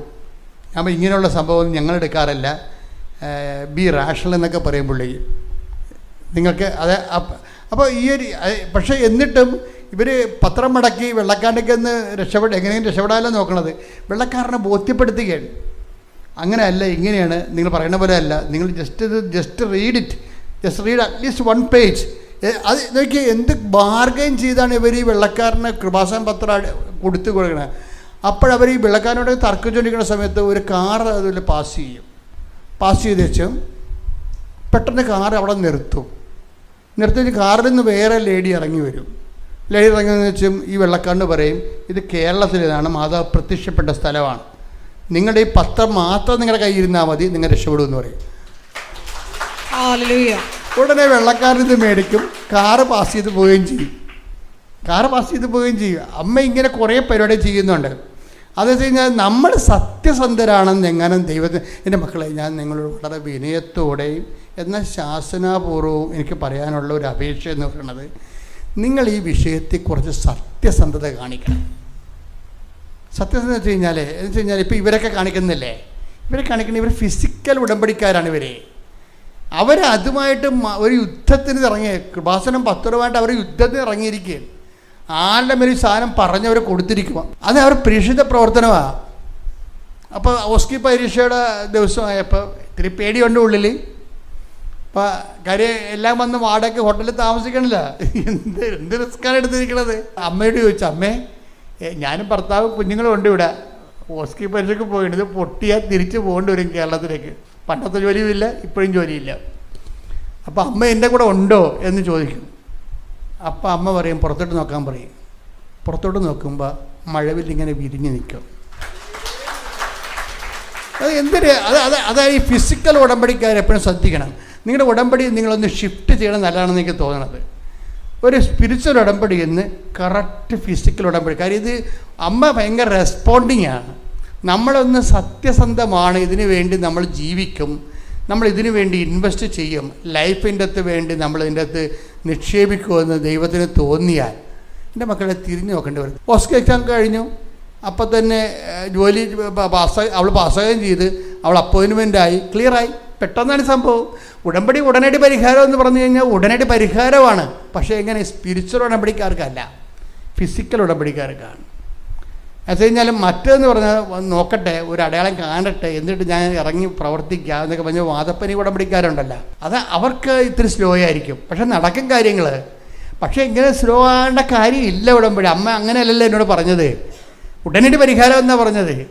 നിനക്കത് സത്യസന്ധമായിട്ട് നാളെ കാലങ്ങളിൽ നിനക്കത് ഗുണം ചെയ്യുമെങ്കിൽ അമ്മ ഈ അനുഗ്രഹം തരാൻ വെച്ച് താമസിപ്പിക്കത്തില്ല. പക്ഷെ ഈ സംഭവം നടക്കുന്നില്ല എന്നുണ്ടെങ്കിൽ നീ അത് അതിൻ്റെ പുറകെ നടന്ന് നിങ്ങളപ്പോഴും നീയുടെ ഇൻറ്റൻഷൻ എന്താണെന്ന് നോക്കണം. അതിൻ്റെ പിന്നിലുള്ള എങ്ങനെയാണ് ഈ ചിന്ത വന്നത്, ആദ്യം ചിന്ത എങ്ങനെ വന്നതെന്ന് നോക്കണം. ചിന്ത വന്ന് ചിലപ്പോൾ പെശക് ചിന്തയായിരിക്കും വന്നിരിക്കണം. കാര്യം ചിലപ്പോൾ കൂട്ടുകാർ രക്ഷപ്പെട്ടു പോയത് കൊണ്ടാ, അല്ലെങ്കിൽ മറ്റുള്ള നിനക്ക് കൂടുതൽ മെച്ചമായൊരു ജീവിതം വേണ്ടത് കൊണ്ടാ, അങ്ങനെ എന്തെങ്കിലും സമ്മർദ്ദം കൊണ്ട് എടുത്തെന്നുണ്ടെങ്കിൽ പിന്നെ നമ്മുടെ മുമ്പിലുള്ള മാർഗമെന്ന് പറഞ്ഞത് ഇതുപോലെ ഫിസിക്കൽ ഉടമ്പടിയേ പറ്റത്തുള്ളൂ. കാര്യം ദൈവത്തിന് ഫിസിക്കൽ ഉടമ്പടി ഗുണമെന്ന് പറയുന്നത്, സ്പിരിച്വൽ ഉടമ്പടിയും ഫിസിക്കൽ ഉടമ്പടിയും തമ്മിലുള്ള വ്യത്യാസം എന്ന് പറയുന്നത്, സ്പിരിച്വൽ ഉടമ്പടി ബോധ്യങ്ങൾ കുറവായിരിക്കും ദൈവത്തിന്. മാളവിക എന്ന് പറയുന്നത്, മാളവിക പറയുന്നത് ഞാൻ ടോട്ടലായിട്ട് ലൈഫിനെ സമീപിക്കുന്ന രീതി മാറ്റിയെന്നാണ് പറയണത്. എന്താ കാര്യം?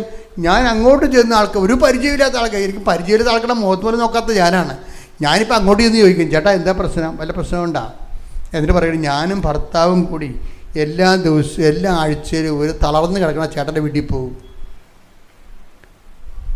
ഭർത്താവ് എന്ന് പറയുന്നത് പ്രശാന്തിൻ്റെ പ്രശ്നം എന്താണെന്നറിയോ? പ്രശാന്ത് ഇങ്ങനെ പലയിടത്തും പോയി, ആ ഫയർഫോഴ്സ്, പത്തനംതിട്ട ഫയർഫോഴ്സിലൊക്കെ പോയി അപേക്ഷ കൊടുത്തിട്ടുണ്ട്. പക്ഷേ ഫയർഫോഴ്സിൽ 4 പേരെ മതി. പ്രശാന്തിൻ്റെ റാങ്ക് 19. അപ്പോൾ ഈ ജന്മത്തിൽ സംഭവം എടുക്കത്തില്ല. അതിപ്പോൾ 6 കൊല്ലമായി ആ റാങ്ക് ലിസ്റ്റ്, 4 കൊല്ലമായി റാങ്ക് ലിസ്റ്റ് പ്രസിദ്ധീകരിച്ചിട്ട്. ഇപ്പോൾ റാങ്ക് ലിസ്റ്റ് എന്ന് പറയുമ്പോൾ കുറച്ച് കഴിയുമ്പോൾ ഈ റാങ്കിൽ അപേക്ഷാർത്ഥികളുടെ വയസ്സ് കൂടുന്നതും കൊണ്ട് ഔട്ട്പുട്ട് കുറയുമല്ല, അതുകൊണ്ട് റാങ്ക് ലിസ്റ്റ് അവർ ക്യാൻസലാക്കും. അങ്ങനെയാണ് റാങ്ക് ലിസ്റ്റ് ക്യാൻസലായി പോണത്. അപേക്ഷാർത്ഥികളുടെ വയസ്സ് ഇരുന്ന് കൂടുമല്ല, റാങ്ക് ലിസ്റ്റ് അപ്പോയിൻമെൻറ്റ് നടക്കാത്തപ്പോൾ അപേക്ഷാർത്ഥികളുടെ വയസ്സ് കൂടും. അപ്പോൾ ടീച്ചർമാരാണെങ്കിൽ അവർക്ക് പ്രശ്നമില്ല, അവരിങ്ങനെ ട്യൂഷൻ പഠിപ്പിച്ചൊക്കെ അവരെപ്പോഴും ബ്രെയിൻ എപ്പോഴും ക്ലിയർ ആക്കി നിർത്തും. പക്ഷേ ഫയർഫോഴ്സിൽ ഓടണ്ടേ, ചാറണ്ടേ, വെള്ളം തീ പിടിക്കണ യുദ്ധകാല അടിസ്ഥാനത്തിൽ ജോലിയാണ്. അപ്പോൾ വല്ലതും വയസ്സ് കൂടിക്കഴിഞ്ഞാൽ ചെറുപ്പക്കാരെ മാത്രമേ അവരെടുക്കത്തുള്ളൂ. ഫയർഫോഴ്സിൻ്റെ റാങ്ക് ലിസ്റ്റ് ക്യാൻസലാകാൻ പോണ്. അപ്പോൾ ആണ് ഇവർ പറയണത്, ഞാനിപ്പോൾ ഉടമ്പടി എടുത്തിട്ടുണ്ടല്ലോ, നിങ്ങൾ ഫയർഫോഴ്സിലൊന്ന് പോയി ചോദിക്ക് എന്ന് ഈ മാളവിക പറയും, പ്രശാന്തിനോട് പറയും. നമ്മളിപ്പോൾ ഉടമ്പടി എടുത്തിട്ടുണ്ടല്ലോ, അമ്മ എന്തെങ്കിലും ചെയ്യാതിരിക്കത്തില്ല, നിങ്ങൾ ഫയർഫോഴ്സിൽ ചെന്ന് ചോദിക്കുമോ? ഇപ്പോൾ ഫയർഫോഴ്സിൽ ചെന്ന് പ്രശാന്ത് ചോദിക്കുമ്പോൾ പ്രശാന്തിനോട് പറയും, നിങ്ങൾ അപേക്ഷ കൊടുത്തിട്ടുണ്ടോ? നിങ്ങളുടെ ലിസ്റ്റിൽ 19 ഇത്രയും ആൾക്കാരൊന്നും ഇവിടെ ആവശ്യമില്ല, ഇനി ഒഴിവുണ്ടാകുകയാണെങ്കിൽ വീണ്ടും അപേക്ഷിക്കേണ്ടി വരും, റാങ്ക് ലിസ്റ്റ് ഇപ്പോൾ ക്യാൻസലാകുമെന്ന് പറയും.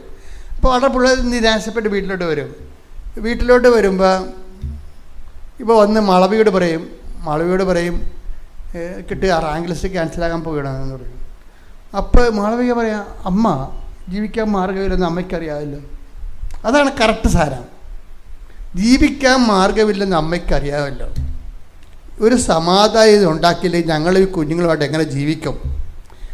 അത് ഫിസിക്കൽ ഉടമ്പടിക്ക് മാത്രമേ ഇങ്ങനെ സംസാരിക്കാൻ പറ്റത്തുള്ളൂ. അവർ ഫിസിക്കലായിട്ട് മാക്സിമം കർത്താവ് പറഞ്ഞ പോലെ, വിശിഷ്യാൻ നിങ്ങൾ എന്താണ് ചെയ്യണമെന്ന് ചോദിക്കണ പോലെ ചെയ്യാനുള്ളത് മാക്സിമം ദൈവത്തെ ഒപ്പിച്ച് ജീവിക്കുക. അപ്പോൾ അവർക്കതിൻ്റെ ഒരു ക്രെഡിബിലിറ്റി ഉണ്ട്. അതുകൊണ്ട് ആ അധികാരിയോട് അമ്മയോട് പറയും, അമ്മ ഇങ്ങനെ പോയാൽ ഇങ്ങനെ ജോലിയിട്ടില്ലേ, എങ്ങനെ ഞാൻ ജീവിക്കും? 2 കുഞ്ഞുങ്ങളില്ലേ, ഞങ്ങൾക്ക് ജീവിക്കാൻ പറ്റാത്ത അവസ്ഥയല്ലേ, അമ്മ എന്ന് ചെയ്യണ്ടേ എന്ന് പറഞ്ഞ് അമ്മയോട് ഇവരോട് സംസാരിക്കും. അന്ന് രാത്രി മാളവികയ്ക്കൊരു സ്വപ്നം കാണാം. എന്താ കാര്യം? 715. മാളവിക ചേച്ചിയോട് ഒരു ചേച്ചിയാണ് ഇവളെ ഇതിലേക്ക് ആകർഷിച്ച് കൊണ്ടുപോകുന്നത്. അപ്പോൾ ചേച്ചി ഞാൻ ഇന്നലെ ഒരു സ്വപ്നം കണ്ട്, 715 കാണിക്കണത് അമ്മയെന്ന് പറഞ്ഞു. 715. അപ്പോൾ ഉടനെ ചേച്ചി പറഞ്ഞ്, എടി മോളെ, അമ്മ നിൻ്റെ കണ്ണുനീര് ഏറ്റെടുത്തിട്ടുണ്ട്, അല്ലെങ്കിൽ ഒത്തിരി പേര് നമ്പർ കാണുന്നുണ്ടല്ലോ, അമ്മ ഇങ്ങനെ എഴുതി കാണിക്കും സ്വപ്നത്തിൽ. പിറ്റേ ദിവസം ഈ പത്തനംതിട്ട ഓഫീസിൽ നിന്ന് കോൾ ഫോറായി.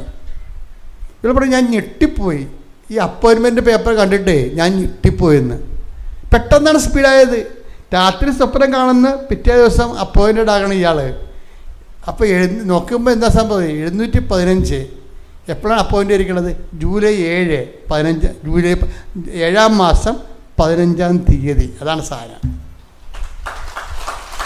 ഇത്രയും സ്പീഡാണ് ഈ ഫിസിക്കൽ ഉടമ്പടി, ഇത്രയും സ്പീഡാണ്. ഈ മാളവികയൊക്കെ ഏതെങ്കിലും കാലത്ത് മറക്കുക കർത്താവിനെ? മറക്കത്തില്ല. അവരുടെ കാര്യം അനുഭവങ്ങൾ അങ്ങനെ പോണത്. കാര്യങ്ങൾ നമ്മൾ ഇന്ന് വരെ ബൈബിൾ പോലും കാണാത്ത രീതിയിലുള്ള ദൈവിക ഇടപെടലാണ്. പ്രസൻസ്. ഇത് പ്രസൻസ് എന്ന് പറയും. ഇതെന്താ പ്രശ്നം വെച്ച് കഴിഞ്ഞാൽ, പണ്ട് മുതൽ ഈ പ്രസൻസ് ഉള്ളതാണേ. ഇത് പാക്കേജിലുള്ളതാണ്. കാര്യം എന്താണ്?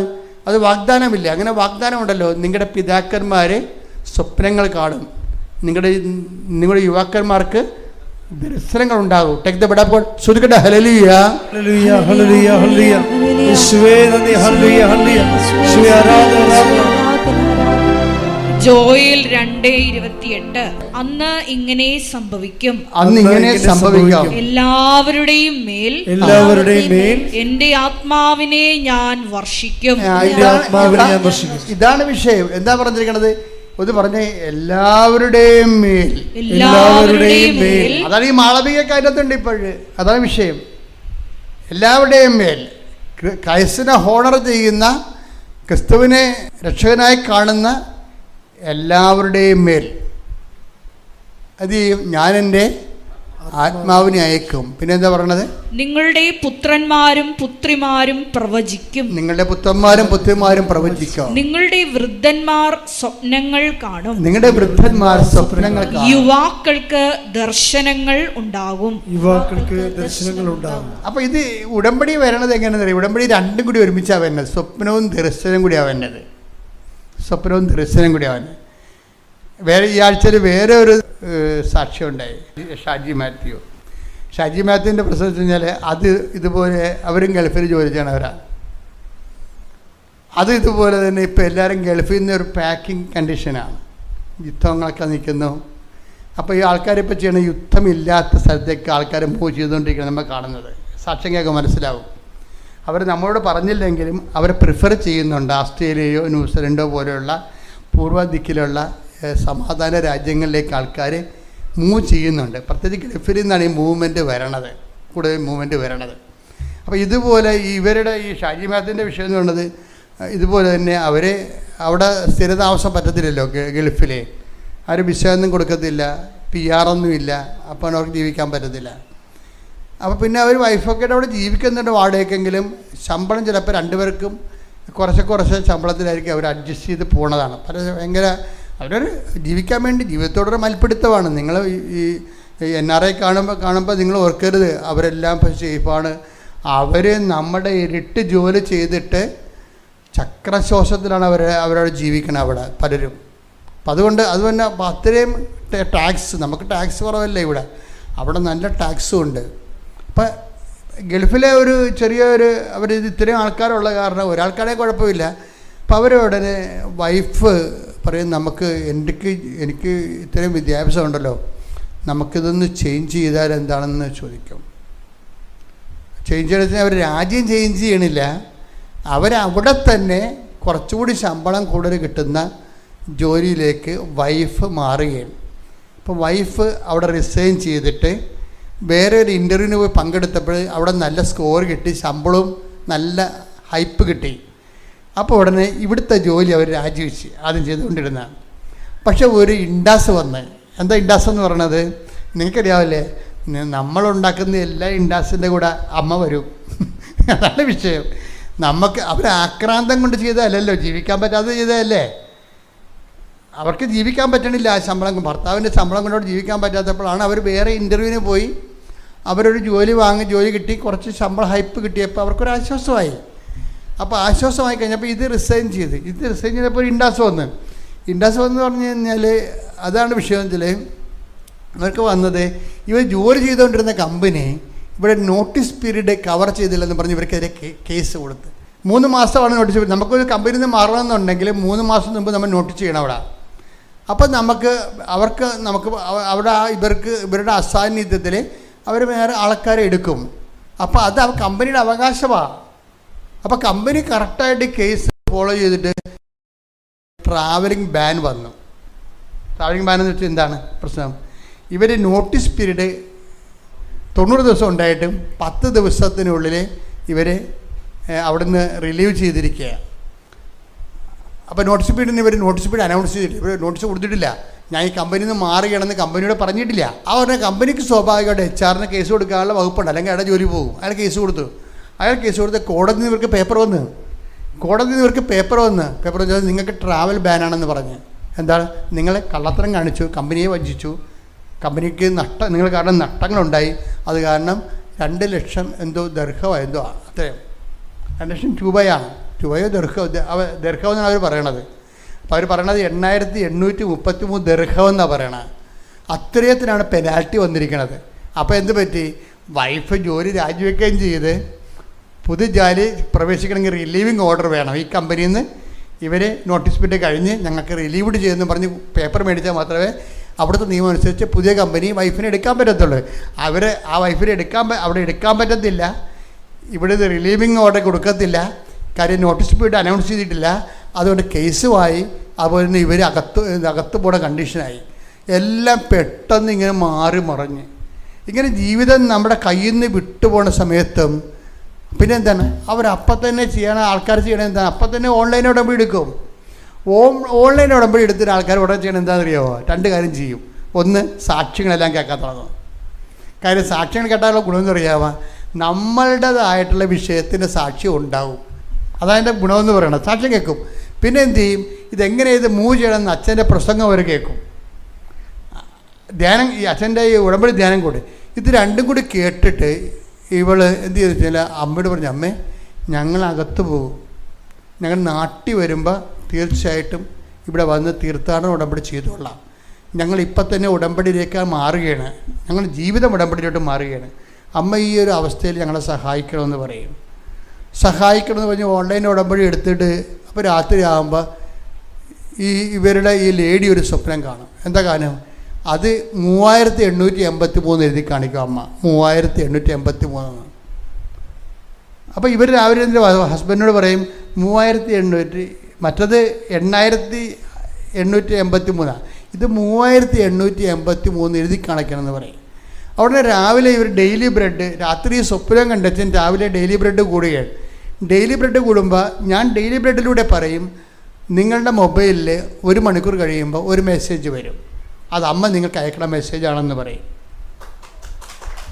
ഉടനെ നിങ്ങൾ പറയും, നിങ്ങൾ മൊബൈലിൽ ഉടനെ വിശ്വാസപ്രമാണം ചൊല്ലി കുരിശിടാൻ പറയും. അപ്പം ഞാനിവിടുന്ന് പറയണതാണിതേ, എനിക്കിതിനെക്കുറിച്ചൊന്നും അറിയത്തില്ല. അതായത് ഈ അമ്മ എന്ത് ഈ കാലത്ത് ഹൈടെക് എന്ന് നമുക്ക് ഇതിനെ വിളിക്കാൻ പറ്റത്തില്ല, അതിനേക്കാൾ ഫാസ്റ്റായിട്ടാണ് ഇവർ പറയുന്നത്. അപ്പോൾ അവരത് വിശ്വസിക്കും. എൻ്റെ മൊബൈലാണിത് വരാൻ പോകണമെന്ന് വിശ്വസിക്കും. 1 മണിക്കൂർ കഴിഞ്ഞപ്പോൾ അവിടെ മൊബൈലിലേക്ക് ഒരു മെസ്സേജ് വരും. അതെന്താ പറയണത്? നിങ്ങളുടെ കോർട്ടിലെ വിഷയം റൈറ്റ് ഓഫ് ചെയ്തിട്ടുണ്ട്, ആ കോർട്ട് ആ കേസ് തള്ളി, നിങ്ങൾ 3883 രൂപ അടച്ചാൽ മതിയെന്ന്. അപ്പോൾ 2 ലക്ഷം രൂപ എന്ന് പറഞ്ഞ സാധനമാണ്. 2 ലക്ഷം രൂപ എന്ന് പറഞ്ഞ സംഭവം 2 ലക്ഷത്തിന് പോയിട്ട് അവന് 20,000 രൂപ പോലും അവിടെ ഇല്ലായിരുന്നു. പക്ഷെ ഇപ്പം എന്താ പറഞ്ഞത്? അത് കുറച്ചിട്ട് എന്നിട്ട് രാവിലെ, അപ്പം രാത്രി അമ്മ സ്വപ്നം കാണിച്ച അത് ആ അക്കം തന്നെയാണ് രാവിലെ മൊബൈലിൽ വരണത്. ഇത് നമുക്ക് എങ്ങനെ എക്സ്പ്ലെയിൻ ചെയ്യാൻ പറ്റുമെന്ന് പോലും അറിയാൻ പാടില്ല. എന്നോട് അച്ഛന്മാർ ചോദിച്ചത്, ജോസഫച്ചനല്ലേ മാതാവിനെ കണ്ടുള്ളൂ, വേറെ വല്ലവരും കണ്ടാ? ഇപ്പം കണ്ടുകൊണ്ടിരിക്കുന്ന ആൾക്കാർ, അത് ചിന്തിക്കാൻ പറ്റാത്ത രൂപത്തിൽ ആൾക്കാർ അമ്മയെ കണ്ടുകൊണ്ടിരിക്കുകയാണ്. എല്ലാവരുടെയും അവർ ഓൺലൈൻ ഉടമ്പടി പോലും. എൻ്റെ മക്കളെ ഒരു പ്രശ്നം വെച്ചാൽ ഓൺലൈൻ ഉടമ്പടി എനിക്ക് തോന്നുന്നത്, എനിക്ക് നിങ്ങൾക്ക് ഒരു ഉപദേശം തരാനുള്ളതെന്ന് വെച്ച് കഴിഞ്ഞാൽ, നിങ്ങൾ ആദ്യം തന്നെ നിങ്ങളെ ഫ്യൂച്ചർ, ദൈവത്തിൻ്റെ ഒരു പ്രശ്നം വെച്ചാൽ ഫ്യൂച്ചറിൽ നിങ്ങൾ ചെയ്യാൻ പോകുന്ന കാര്യങ്ങൾ ചെയ്യാൻ പോകുന്ന കാര്യങ്ങൾ ദൈവം നേരത്തെ അക്കൗണ്ട് ചെയ്യും. അതാണ് വിഷയം. ഇപ്പം ഇന്നലെ നിങ്ങളെന്ത് വരുന്നതിൻ്റെ ഏറ്റവും പ്രശ്നം എന്ന് വെച്ചാൽ നമ്മളെപ്പോഴും ഈ ആത്മീയതയിൽ അമിത പ്രാധാന്യം കൊടുക്കുന്നത് പണ്ട് ചെയ്ത പാപങ്ങൾക്കാണ്. That is nonsense. അതല്ല പ്രശ്നം. പണ്ട് ചെയ്ത പാപങ്ങൾക്ക്, അയ്യോ എന്നിൽ അങ്ങനെ സംഭവിച്ചു, എനിക്ക് ദൈവത്തെ അറിയാൻ പലയായിരുന്നു, എൻ്റെ ഇങ്ങനെ സംഭവിക്കും, ഞാൻ എന്ത് ചെയ്യാനാണ്, ദൈവനെ തിരിഞ്ഞ് നോക്കത്തില്ല, എൻ്റെ ജീവിതം പോക്കണം, എൻ്റെ പ്രാർത്ഥന ദൈവം കേൾക്കത്തില്ല, പറഞ്ഞ് അളിഞ്ഞ മോന്തമായിട്ട് പിച്ചുമ്പയും പറഞ്ഞു കൊടുക്കണം. Nonsense. You should not do it. നീ എന്താ ചെയ്യേണ്ടത്? നീ ചെയ്യാൻ പോകുന്ന കാര്യങ്ങൾ, കാര്യം ദൈവം അതാണ് അക്കൗണ്ട് ചെയ്യാൻ പോണത്. ഇനി നിൻ്റെ ജീവിതത്തിൽ നീ ദൈവത്തിനൊപ്പം ചെയ്യാൻ പോകുന്ന എല്ലാ വിഷയങ്ങളും കർത്താവ് കൗണ്ട് ചെയ്യും. കർത്താവ് കൗണ്ട് ചെയ്തുകൊണ്ടാണ് നിങ്ങളെ ഹെൽപ്പ് ചെയ്യാൻ പോണത്.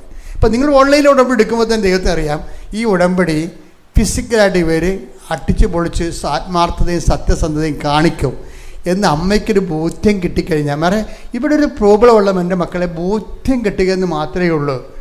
ദൈവത്തിനൊരു ബോധ്യം കിട്ടണം. എന്ത് കിട്ടണം? നിങ്ങൾ സത്യസന്ധരാണെന്നും ആത്മാർത്ഥമുള്ളവരാണെന്നും കാര്യം കണ്ടു കഴിയുമ്പോൾ ദൈവത്തിൽ നിന്ന് പിരിഞ്ഞു പോകത്തില്ല. പല ആൾക്കാർക്കും അബദ്ധം ഉടമ്പടിയിലെ ആൾക്കാർക്ക് അബദ്ധം പറഞ്ഞാൽ എവിടെ നിന്നറിയാവോ? അവിടെ കുഴപ്പമില്ല, അറിവില്ലായ്മ കൊണ്ടാണ്. അവർ വിചാരിച്ചിരിക്കുന്നത് ഈ 90 ദിവസം കഴിയുമ്പോൾ പിന്നെ നമുക്ക് ഇഷ്ടമുള്ള പോലെ ജീവിക്കാവില്ല എന്നാണ്. അതാണ് ആൾക്കാർ ചിന്തിക്കുന്നത്. അവിടെയാണ് ആൾക്കാർക്ക് പണി കിട്ടുന്നത്. 90 ദിവസം കഴിയുമ്പോൾ പിന്നെ 5:30 എഴുന്നേക്കേണ്ട കാര്യമില്ല, 7 മണിക്ക് എഴുന്നേറ്റാൽ മതിയില്ല, പട്ട് കിടക്കണം, അവിടെ കിടന്ന് ഉറങ്ങാമില്ല. അപ്പോൾ ഇത് ദൈവത്തിന് നിങ്ങളുടെ മനസ്സിലൊരു വിചാരം വന്നാൽ തന്നെ അപ്പം തന്നെ അവിടെ കൗണ്ടാവും. അതാണ് ഈ ആൾക്കാർ പണി മേടിക്കുന്നത്.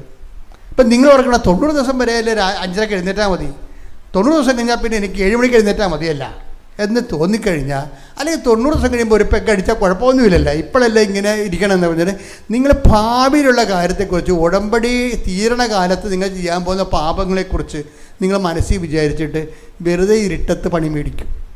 അതാണ് ഈ വിഷയം. ആൾക്കാർക്ക് അതിൻ്റെ സംഭവിക്കുന്നത്. ദൈവത്തിൻ്റെ അടുത്ത് ഈ പണി നടക്കത്തില്ല.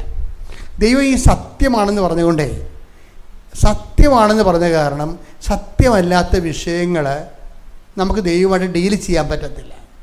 അപ്പം നമ്മുടെ മുമ്പിലുള്ള റിസ്ക് എന്ന് പറയണത്, നമ്മൾ കുറച്ച് ഈ വിഷയത്തിൽ കർത്താവ് നിങ്ങൾക്ക് അറിയാമല്ലോ, ഇത് അതായത് ഉടമ്പടി വന്നിരിക്കുന്നൊരു വിഷയം, ഒരു ധാരണ പിശകെന്ന് പറയണത് 90 ദിവസം കൊണ്ട് ഉടമ്പടി തീരുമെന്നാണ്. പക്ഷെ പ്രാഗ്മാറ്റിക് എന്നതാണ് ഈ പ്രയോഗം ദൈവത്തെ ഉപയോഗിക്കുന്ന രീതിക്കാണെങ്കിൽ ഓക്കെ 90 ദിവസം കൂടെ തീരും. ദൈവത്തിൻ്റെ കൂടെ ജീവിക്കുകയാണെങ്കിൽ 90 ദിവസത്തിൽ തീരത്തില്ല. ദൈവം നോക്കണത് ശാശ്വതമായ ബന്ധമുണ്ടോ എന്നാണ് നോക്കണത്. 90 ദിവസത്തേക്ക് ഒരു ഇടക്കാല ബന്ധവും ദൈവമായിട്ട് ജീവിക്കാൻ വേണ്ടി ഒരു തീരുമാനം എടുക്കണം തമ്മിൽ വ്യത്യാസമുണ്ട്. അതുകൊണ്ട് എപ്പോഴും നമുക്ക് മുമ്പിലുള്ള നമ്മുടെ ഉള്ള ഓപ്ഷൻ എന്ന് പറഞ്ഞാൽ എന്താണെന്ന് വെച്ച് കഴിഞ്ഞാൽ, നിങ്ങൾ ലോങ് ടേം സ്കീമാണ് പ്രിഫർ ചെയ്യേണ്ടത്. നിങ്ങൾ ഉടമ്പടി കർത്താവേ എനിക്ക് 90 ദിവസമല്ലേ, എനിക്ക് നിൻ്റെ കൂടെ ജീവിക്കണമെന്ന് ആഗ്രഹമുണ്ട്, വ്യക്തിപരമായിട്ട് നിൻ്റെ കൂടെ നിനക്ക് വേണ്ടി ജീവിക്കണം ആഗ്രഹമുണ്ട്, എന്നെ സഹായിക്കണം, ഞാൻ കുറച്ച് ഇങ്ങനെ കൈപ്പിഴയൊക്കെ വന്ന് ഇത് അശ്രദ്ധയൊക്കെ ഉള്ള ആളാണ്, എന്നെ സഹായിക്കണം എന്ന് പറഞ്ഞ് സത്യസന്ധമായിട്ട് ദൈവമായിട്ടൊരു ഒത്തുതീർപ്പാണെങ്കിൽ ദൈവം നിന്നെ സഹായിക്കും. ദൈവം നിന്നെ സഹായിക്കും എന്ന് പറഞ്ഞാൽ, ഞാൻ എപ്പോഴും ആൾക്കാരുടെ മുമ്പിൽ അവതരിപ്പിക്കുന്ന ആൾ പഴയ നിയമത്തിൽ ഡേവിഡാണ്. ഡേവിഡിനെ ശരിക്കും പറഞ്ഞാൽ അവതരിപ്പിക്കാൻ പറ്റാത്തൊരാളാണ്, നിങ്ങൾക്കറിയാം. എന്നാലും ദാവീദിൻ്റെ ചില കയ്യിരിപ്പ് കാരണം ദൈവം പറഞ്ഞ്, ദാവീദ് കയ്യിൽ നിന്നൊക്കെ കുറച്ച് അബദ്ധം പുള്ളിക്ക് വരുമെങ്കിലും പുള്ളി ദൈവത്തിൻ്റെ കാര്യത്തിൽ ദൈവത്തിൻ്റെ മുമ്പിൽ നിന്ന് പോകരുതെന്ന് ആഗ്രഹിക്കുന്ന ഒരാളാണ്. അത് കയ്യബദ്ധം വരെ പുള്ളി അത് തുറന്ന് പറയുന്നുണ്ട്, കർത്താവ് ഞാൻ നിന്നോട് തുറന്ന് പറഞ്ഞില്ലെന്നേ ഉള്ളൂ, എൻ്റെ മനസ്സിരിപ്പ് നിൻ്റെ മുമ്പിൽ നിന്ന് പോകരും തന്നെയാണ്. അതാണ് പറയണത്, തവ തിരു സന്നിധിയിൽ നിന്ന് എന്നെ തള്ളിക്കളയരുത്. ശ്രുതികട ഹല്ലേലൂയ ഹല്ലേലൂയ ഹല്ലേലൂയ ഹല്ലേലൂയ യേശുവേ ഹല്ലേലൂയ ഹല്ലേലൂയ. തവ തിരു സന്നിധിയിൽ തന്നിൽ നിന്നും തള്ളിക്കളയരുതെന്നേ നീ പരിപാവനേ, എന്നിൽ നിന്നും തിരികെ എടുക്കരുതേ പരമേ. നിർമ്മലമായൊരു ഹൃദയം നിർമ്മിച്ചരുളുക നാഥാ, നേരായൊരു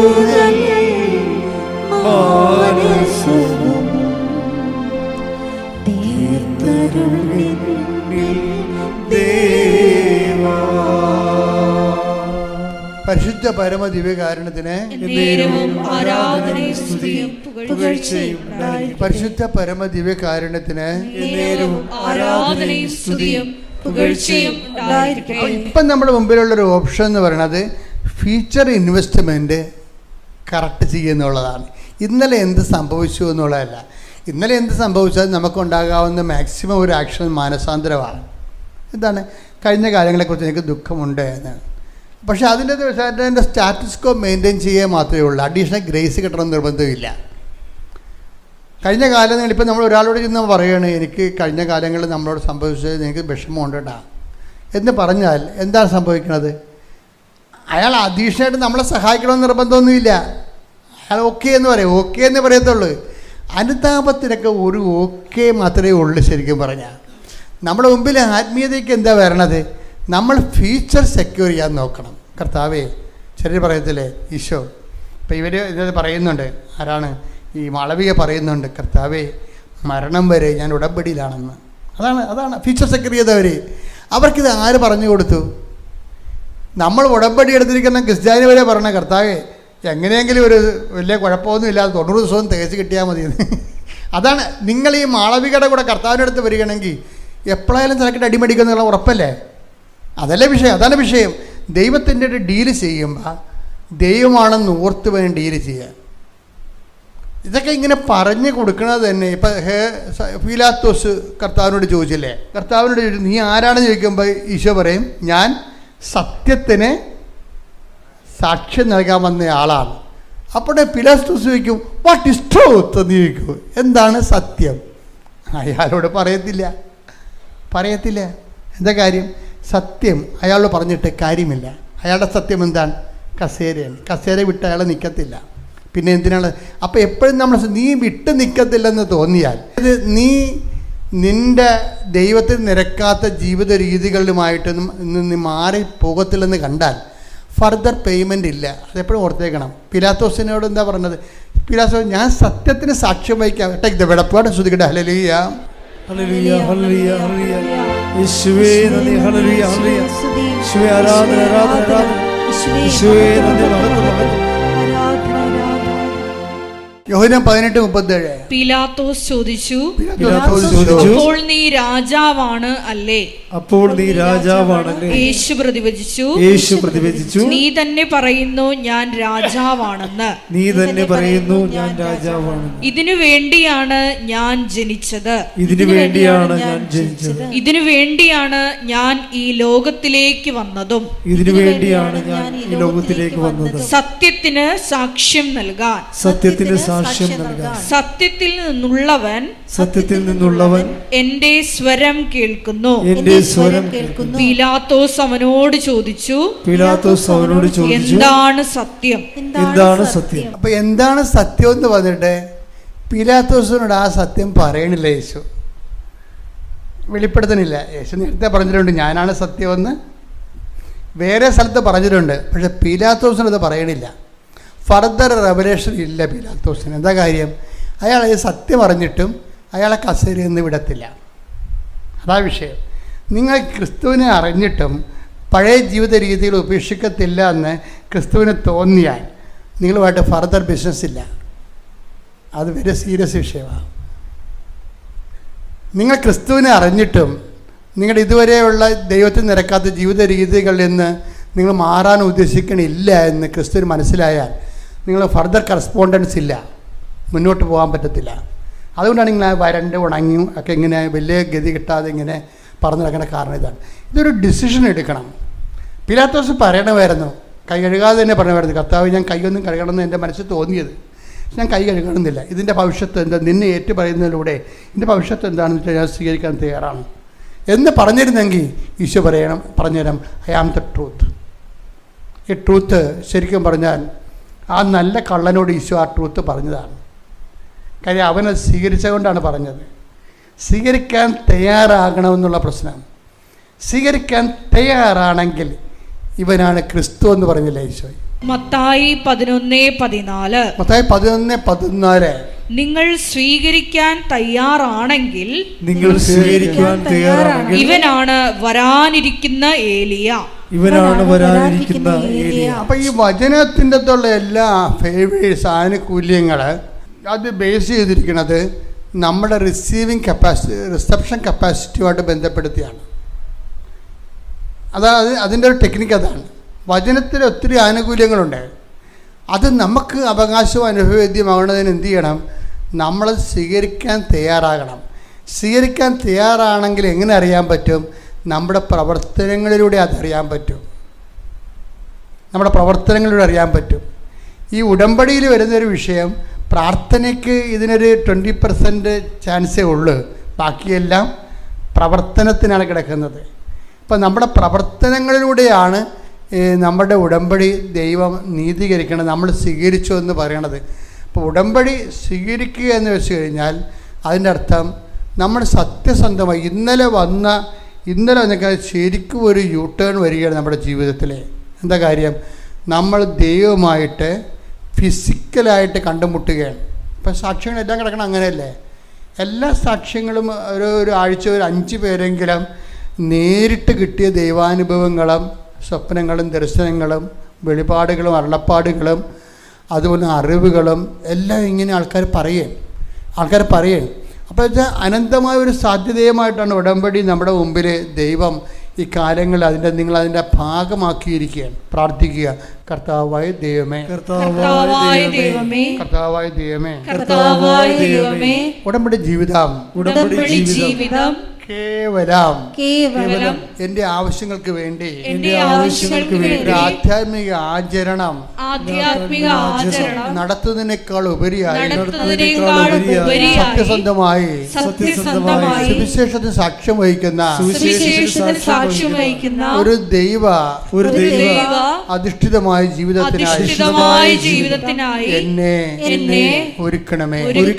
ശ്രുതികട്ടെ ഹല്ലേലൂയ, ഹല്ലേലൂയ, ഹല്ലേലൂയ, ഹല്ലേലൂയ, മഹത്വം, മഹത്വം, ദൈവപിതാവേ നന്ദി, ദൈവപിതാവേ മഹത്വം, ദൈവപിതാവേ ആരാധന. എത്ര ദുർഘടമായ ജീവിത വിഷയങ്ങളാണെങ്കിലും നമ്മുടെ ജീവിതം ഇങ്ങനെ തുലാസി തൂങ്ങുന്ന പോലെ നിന്നാൽ പോലും നീ സത്യസന്ധമായ ഉടമ്പടിയിലാണെങ്കിൽ ദൈവം നിൻ്റെ ഏത് അവസ്ഥയിലും നിൻ്റെ കൂടെ വന്ന് നിൽക്കണേ കാണാം. അതാണ് ഈ ആഴ്ചത്തെ ഈ 3 സാക്ഷ്യങ്ങൾ നമുക്ക് നൽകുന്ന ഒരു വെളിപാടെന്ന് പറയണത്.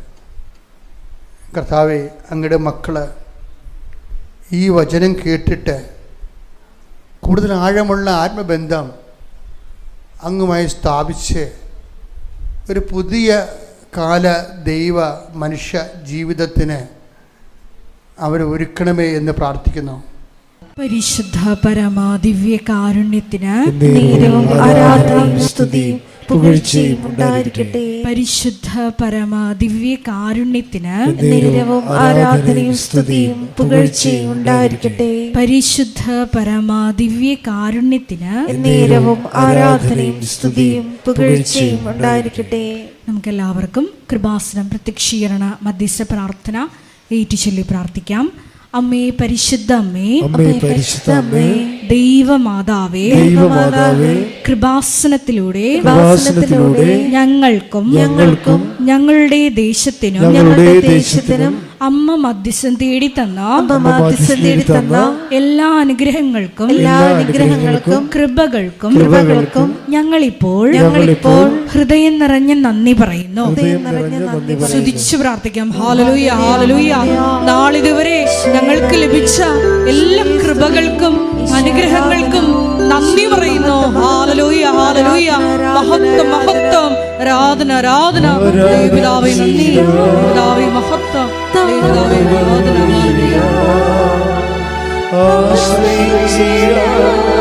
ദിവ്യകാരുണ്യത്തെ ആരാധിച്ചിടാം, താടുകളെല്ലാം ആശ്രയിച്ചിടാം ദിവ്യകാരുണ്യത്തെ. പരിശുദ്ധ പരമാ ദിവ്യ കാരുണ്യത്തിന് നേരവും ആരാധനയും സ്തുതിയും പുകഴ്ചയും ഉണ്ടായിരിക്കട്ടെ. പരിശുദ്ധ പരമ ദിവ്യ കാരുണ്യത്തിന് എന്നേരവും ആരാധനയും സ്തുതിയും പുകഴ്ചയും ഉണ്ടായിരിക്കട്ടെ. പരിശുദ്ധ പരമ ദിവ്യ കാരുണ്യത്തിന് എന്നേരവും ആരാധനയും സ്തുതിയും പുകഴ്ചയും ഉണ്ടായിരിക്കട്ടെ. അമ്മേ പരിശുദ്ധ അമ്മേ, അമ്മേ പരിശുദ്ധ അമ്മേ, ദൈവമാതാവേ, ദൈവമാതാവേ, 2004 ഡിസംബർ 7-ാം തീയതി 2004 ഡിസംബർ 7-ാം തീയതി ഉച്ചകഴിഞ്ഞ് 2:30 ഉച്ചകഴിഞ്ഞ് 2:30 കൃപാസനത്തിൽ സംഭവിച്ച അമ്മയുടെ പ്രത്യക്ഷപ്പെടലിനെ കുറിച്ച് തിരുസഭയ്ക്ക് സമർപ്പിച്ചിരിക്കുന്ന പഠനരേഖകളുടെ മേൽ വസ്തുനിഷ്ഠവും ദൈവശാസ്ത്ര വിധി പ്രകാരമുള്ളതുമായ അന്വേഷണ പഠനങ്ങൾ നടത്തി ആ പ്രത്യക്ഷപ്പെടലിലൂടെ പ്രകടമായ ദൈവമാതാവിന്റെ പ്രത്യേക കരുതലും സംരക്ഷണവും വെളിപ്പെടുത്തുന്ന പീഡിതരുടെ ആശ്വാസവും പ്രവാചകന്മാരുടെ രാജ്ഞിയും വാഗ്ദാനത്തിന്റെ പേടകവും പ്രപഞ്ച പ്രകൃതിയുടെ മാതാവുമായ പരിശുദ്ധ അമ്മയുടെ ഭക്തി തിരുസഭയിൽ ജീവിതത്തിന്റെ ദുരിത ദുരന്ത അവസ്ഥകളിൽ അകപ്പെട്ട് കഴിയുന്ന അനേകായിരം മക്കൾക്ക് ദൈവത്തിന്റെ സാന്നിധ്യവും സന്ധിപ്പും കൂടുതൽ അനുഭവിക്കുക വഴി ആത്മീയ വിശുദ്ധിയും ദൈവശക്തിയും കൈവരിക്കുവാൻ ഞങ്ങളുടെ കുടുംബങ്ങളെ ഇടയാക്കണമേ. സ്തുതിച്ചു പ്രാർത്ഥിക്കാം. Hallelujah, hallelujah, hallelujah. ദിവ്യകാരുണ്യനാഥ, മരിയൻ ഉടമ്പടിയെടുത്ത് പ്രാർത്ഥിക്കുന്ന ഞങ്ങളുടെ കുടുംബങ്ങളെ വിശുദ്ധീകരിക്കണമേ എന്ന് പ്രാർത്ഥിക്കുന്നു, ശക്തീകരിക്കണമേ എന്ന് പ്രാർത്ഥിക്കുന്നു, ആത്മാവാൽ വഴി നടത്തണമേ എന്ന് പ്രാർത്ഥിക്കുന്നു, വലിയ വലിയ സാക്ഷികളാക്കി ഉയർത്തണമേ എന്ന് പ്രാർത്ഥിക്കുന്നു. Hallelujah, hallelujah. ദൈവപിതാവേ നന്ദി, ദൈവപിതാവേ മഹത്വം, ദൈവപിതാവേ ആരാധന.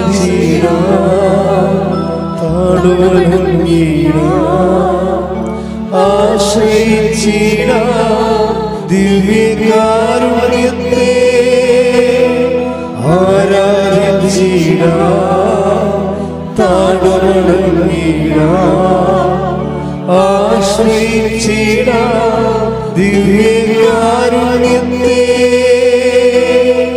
പരിശുദ്ധ പരമ ദിവ്യ കാരുണ്യത്തിന് ആരാധനയും സ്തുതിയും പുകഴ്ചയും ഉണ്ടായിരിക്കട്ടെ. പരിശുദ്ധ പരമ ദിവ്യ കാരുണ്യത്തിന് ആരാധനയും സ്തുതിയും പുകഴ്ചയും ഉണ്ടായിരിക്കട്ടെ. പരിശുദ്ധ പരമ ദിവ്യ കാരുണ്യത്തിന് ആരാധനയും സ്തുതിയും പുകഴ്ചയും ഉണ്ടായിരിക്കട്ടെ. അമ്മേ പരിശുദ്ധ അമ്മേ, അമ്മേ പരിശുദ്ധ അമ്മേ, ഭൂസ്വർലോകങ്ങളുടെ രാജ്ഞിയായ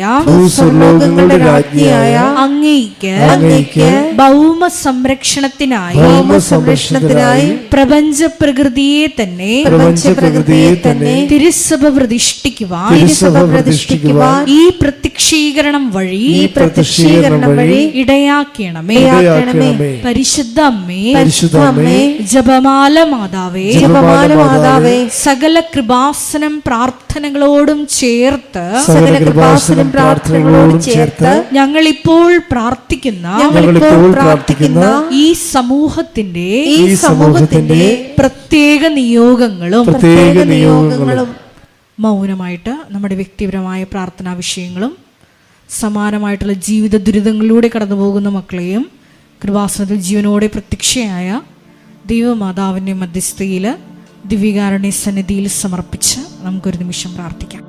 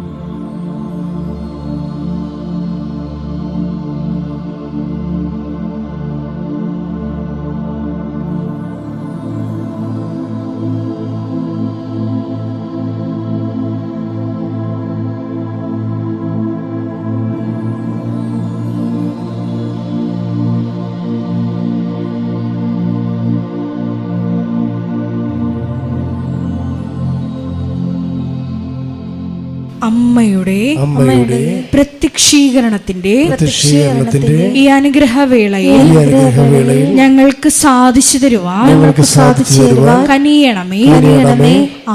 ആമേൻ. സ്തുതിച്ചു പ്രാർത്ഥിക്കാം. Hallelujah, hallelujah, hallelujah, hallelujah. ഒരിക്കൽ കൂടി നാളിതുവരെ കൃപാസനത്തിൽ വന്ന് മരിയൻ ഉടമ്പടിയെടുത്ത് പ്രാർത്ഥിച്ചു പോയിട്ടുള്ള മുഴുവൻ മക്കളെയും, ഓൺലൈനായി ഉടമ്പടിയെടുത്ത് പ്രാർത്ഥിക്കുന്ന മക്കളെയും, ലൈറ്റ് ക്യാൻഡിൽ പ്രയർ വഴിയായിട്ടും അവർ ഡെയിലി ബ്രെഡ് പ്രാർത്ഥനയിലൂടെയും എല്ലാം തങ്ങളുടെ നിയോഗങ്ങൾ സമർപ്പിക്കുന്ന ഓരോ മക്കളുടെയും വ്യക്തിപരമായ ആവശ്യങ്ങളെ ഞങ്ങൾ ഈ അൾത്താരയിൽ സമർപ്പിച്ച് പ്രാർത്ഥിക്കുന്നു. ഏറെ പ്രത്യേകമായിട്ട് ജീവിത ദുരിതങ്ങളിലൂടെ കടന്നു പോകുന്ന മക്കളുടെ പ്രത്യേകമായ നിയോഗങ്ങളെ ഈ അൾത്താരയിൽ സമർപ്പിച്ച് പ്രാർത്ഥിക്കുന്നു. ഗുരുതരമായിട്ടുള്ള രോഗാവസ്ഥകളിലൂടെ കടന്നു പോകുന്ന മക്കളെ ഈ അൾത്താരയിൽ സമർപ്പിച്ച് പ്രാർത്ഥിക്കുന്നു. കടഭാരത്താൽ വലയുന്നവരെയും, ജോലി ഇല്ലാതെ വിഷമിക്കുന്നവരെയും, വിവാഹബന്ധം പിരിഞ്ഞു നിൽക്കുന്നവരെയും, മക്കളില്ലാതെ വിഷമിക്കുന്ന ദമ്പതികളെയും, കുഞ്ഞു മക്കളെയും പ്രത്യേകമായിട്ട് സമർപ്പിച്ച് പ്രാർത്ഥിക്കുന്നു. ഇതിന്റെ ശക്തി എല്ലാ മേഖലകളിലും ഈ ആരാധനയുടെ യോഗ്യതയാൽ പ്രകടമാക്കണമേ എന്ന് പ്രാർത്ഥിക്കുന്നു. കൃപാസനത്തിൽ നടന്ന പരിശുദ്ധ അമ്മയുടെ പ്രത്യക്ഷീകരണ സ്ഥിരീകരണത്തിനായി മക്കളുടെ നിയോഗങ്ങളെ ഏറ്റെടുക്കണമേ എന്ന് പ്രാർത്ഥിക്കുന്നു. Hallelujah, hallelujah, hallelujah. മഹത്വം, മഹത്വം, ആരാധന, ആരാധന. Hallelujah, hallelujah, hallelujah. നമുക്ക് എല്ലാവർക്കും എഴുന്നേറ്റ് നിന്നുകൊണ്ട് കരങ്ങളടിച്ചുകൊണ്ട് ദൈവസ്നേഹത്തോടെ സന്തോഷത്തോടെ ദൈവത്തെ മഹത്വപ്പെടുത്തി ഗായക സംഘത്തോട് ചേർന്നുകൊണ്ട് പാടി പ്രാർത്ഥിക്കും.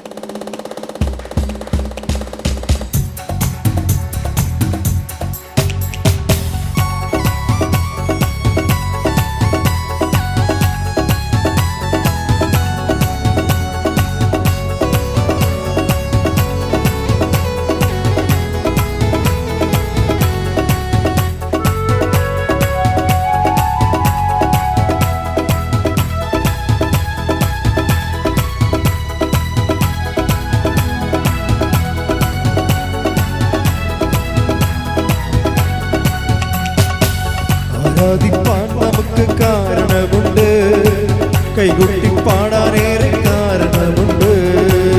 ആരാധിപ്പാൻ നമുക്ക് കാരണമുണ്ട്, കൈകൊട്ടി പാടാനേറെ കാരണമുണ്ട്. ആരാധിപ്പാൻ നമുക്ക് കാരണമുണ്ട്, കൈകൊട്ടി പാടാനേറെ കാരണമുണ്ട്. ഹല്ലേലൂയ, ഹല്ലേലൂയ, നമ്മുടെ യേശു ജീവിക്കുന്നു. എല്ലാവരും ചേർന്ന് ഹല്ലേലൂയ, ഹല്ലേലൂയ, നമ്മുടെ യേശു ജീവിക്കുന്നു. ആരാധിപ്പാൻ നമുക്ക് കാരണമുണ്ട്, കൈകൊട്ടി പാടാനേറെ കാരണമുണ്ട്. ആരാധിപ്പാൻ നമുക്ക് കാരണമുണ്ട്, കൈകൊട്ടി പാടാനേറെ കാരണമുണ്ട്. സ്തുതിക്കട്ടെ. Hallelujah, hallelujah. യേശുവേ സ്തുതി, യേശുവേ ആരാധന, യേശുവേ മഹത്വം, ആരാധന, ആരാധന, ആരാധന. Hallelujah, hallelujah. യേശുവേ നന്ദി, ആരാധന, യേശുവേ സ്തുതി, ആരാധന. Hallelujah, hallelujah, hallelujah. യേശുവേ നന്ദി, ആരാധന, ആരാധന. Hallelujah, hallelujah, hallelujah. യേശുവേ നന്ദി, ആരാധന, യേശുവേ സ്തുതി, ആരാധന. യേശുവേ മഹത്വം, ആരാധന, ആരാധന, ആരാധന. ഹല്ലേലൂയ, ഹല്ലേലൂയ, ആരാധന, ആരാധന, ആരാധന. Hallelujah, hallelujah. യേശുവേ നന്ദി, യേശുവേ ആരാധന. ഹല്ലേലൂയ.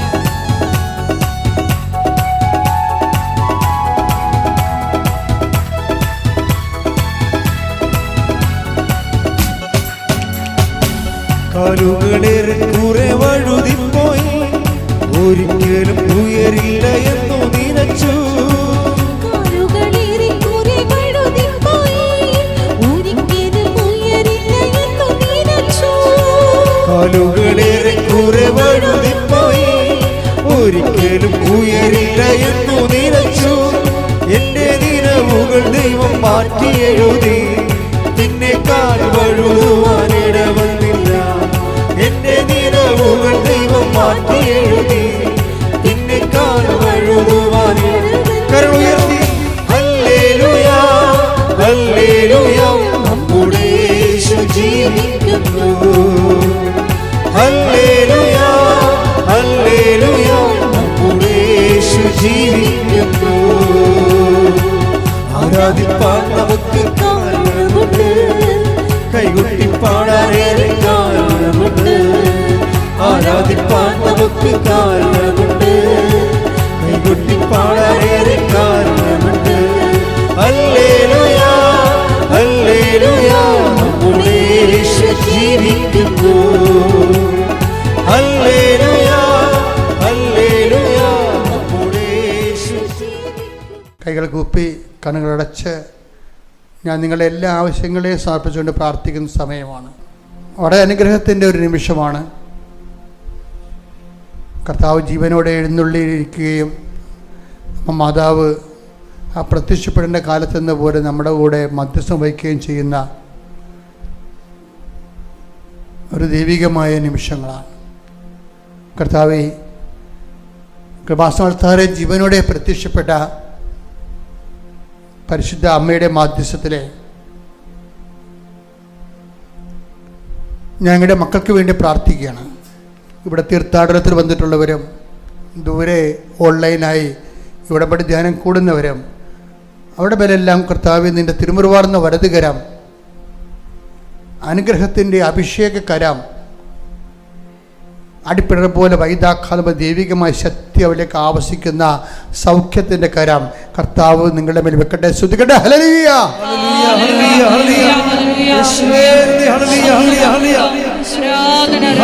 Hallelujah hallelujah. മാർഗരോഗങ്ങള്, തീരാവേദികള്, മാർഗരോഗങ്ങള്, തീരാവേദികള്, മാർഗരോഗങ്ങള്, തീരാവേദികള്, ജീവിത ദുരിതങ്ങള്, ശാരീരിക രോഗങ്ങള്, ആന്തരിക രോഗങ്ങള്, ക്യാൻസർ രോഗങ്ങള്, പിസ്റ്റുല രോഗങ്ങള്, PCOD രോഗങ്ങള്, കർത്താവെ വരല കുരുക്കൾ, അൾസർ രോഗങ്ങള്, ശ്വാസകോശത്തിലെ വേദനകള്, സിസ്റ്റുകള്, കർത്താവ് തലച്ചോറിൻ്റെ വേദനകള്, ഇടുപ്പിൻ്റെ വേദനകള്, ഡിസ്ലൊക്കേറ്റ് ചെയ്ത വേസ്റ്റുകള്, വാതരോഗങ്ങള്, കണ്ണിൻ്റെ കാഴ്ചക്കുറവുകള്, മുക്കിന് ദശ വളരുന്നവരെ യേശു ക്രിസ്തുവിൻ്റെ വിരുദ്ധമായ നാമത്തിൽ, തൈറോയ്ഡ് രോഗങ്ങൾ, ടോൺസൈറ്റ് രോഗങ്ങള് യേശുവിന്റെ നാമത്തിൽ മാറിപ്പോകട്ടെ. ഹല്ലേലൂയ ഹല്ലേലൂയ ഹല്ലേലൂയ ഹല്ലേലൂയ യേശുവേ ഹല്ലേലൂയ ഹല്ലേലൂയ. ദേവദാവേ മഹത്വം, ദേവദാവേ ആരാധന. സദയം തുമേനേ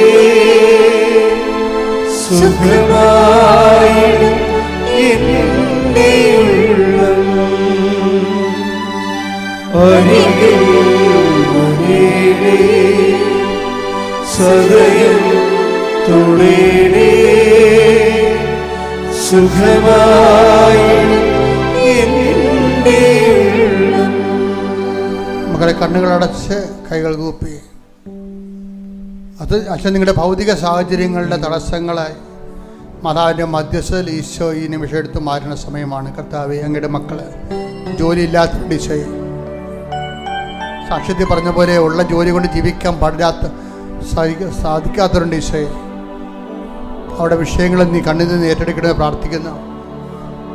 മക്കളില്ലാത്തവരെ, 10-30 വയസ്സ് 35 വയസ്സായിട്ട് മക്കള് കല്യാണം ഒത്തുവരാത്തവരെ കണ്ണീരോടെ പ്രാർത്ഥിക്കുന്നു. കർത്താവേ, ഓരോ ചെറിയ തൊഴിലും വലിയ തൊഴിലുമൊക്കെ ചെയ്തിട്ട് തൊഴിൽപരമായി പൈസ കിട്ടാത്തവരുണ്ട് ഈശോയെ, സമയത്ത് പൈസ കിട്ടാത്തവരും,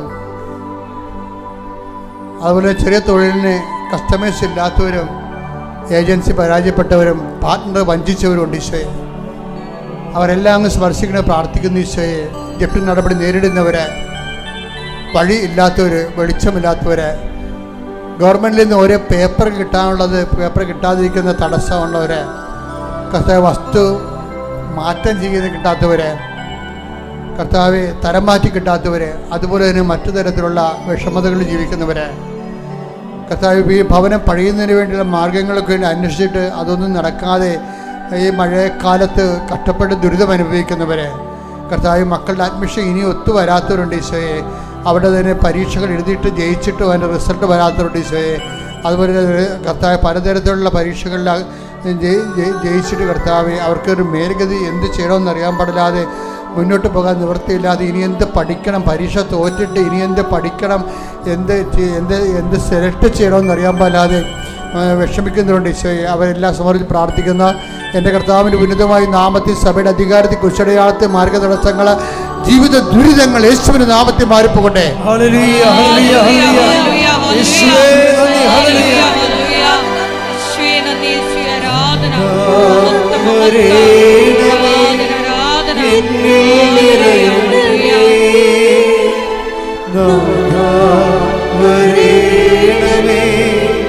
സൗഖ്യം നൽകണമേ നാഥാ വരേണമേ എന്നിൽ നിറയണമേ നാഥാ വരേണമേ സൗഖ്യം നൽകണമേ.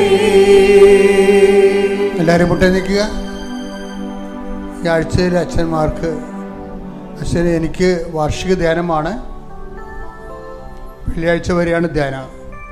നിങ്ങൾ എൻ്റെ ധ്യാനം സമർപ്പിച്ചുകൊണ്ട് പ്രാർത്ഥിക്കണം. വൈദികരുടെ ധ്യാനമാണ്.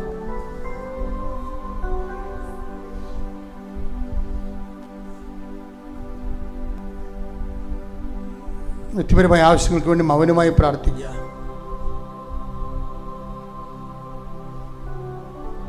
സമാപന ആശീർവാദം. ശിരസ് നമിച്ച് നമുക്ക് ദിവ്യകാരുണ്യനാഥന്റെ ആശീർവാദം സ്വീകരിക്കാം.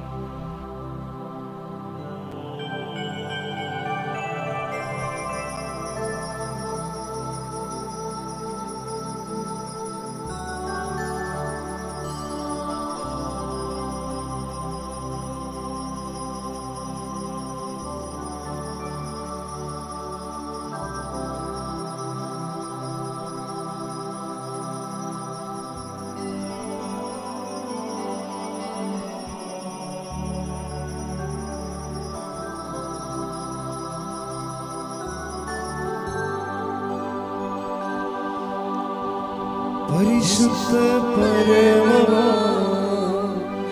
ദിവ്യകാരുണ്യമേ എന്നുമെന്നും അങ്ങേക്കാരാധന. പരിശുദ്ധ പരമമാ ദിവ്യകാരുണ്യമേ എന്നുമെന്നും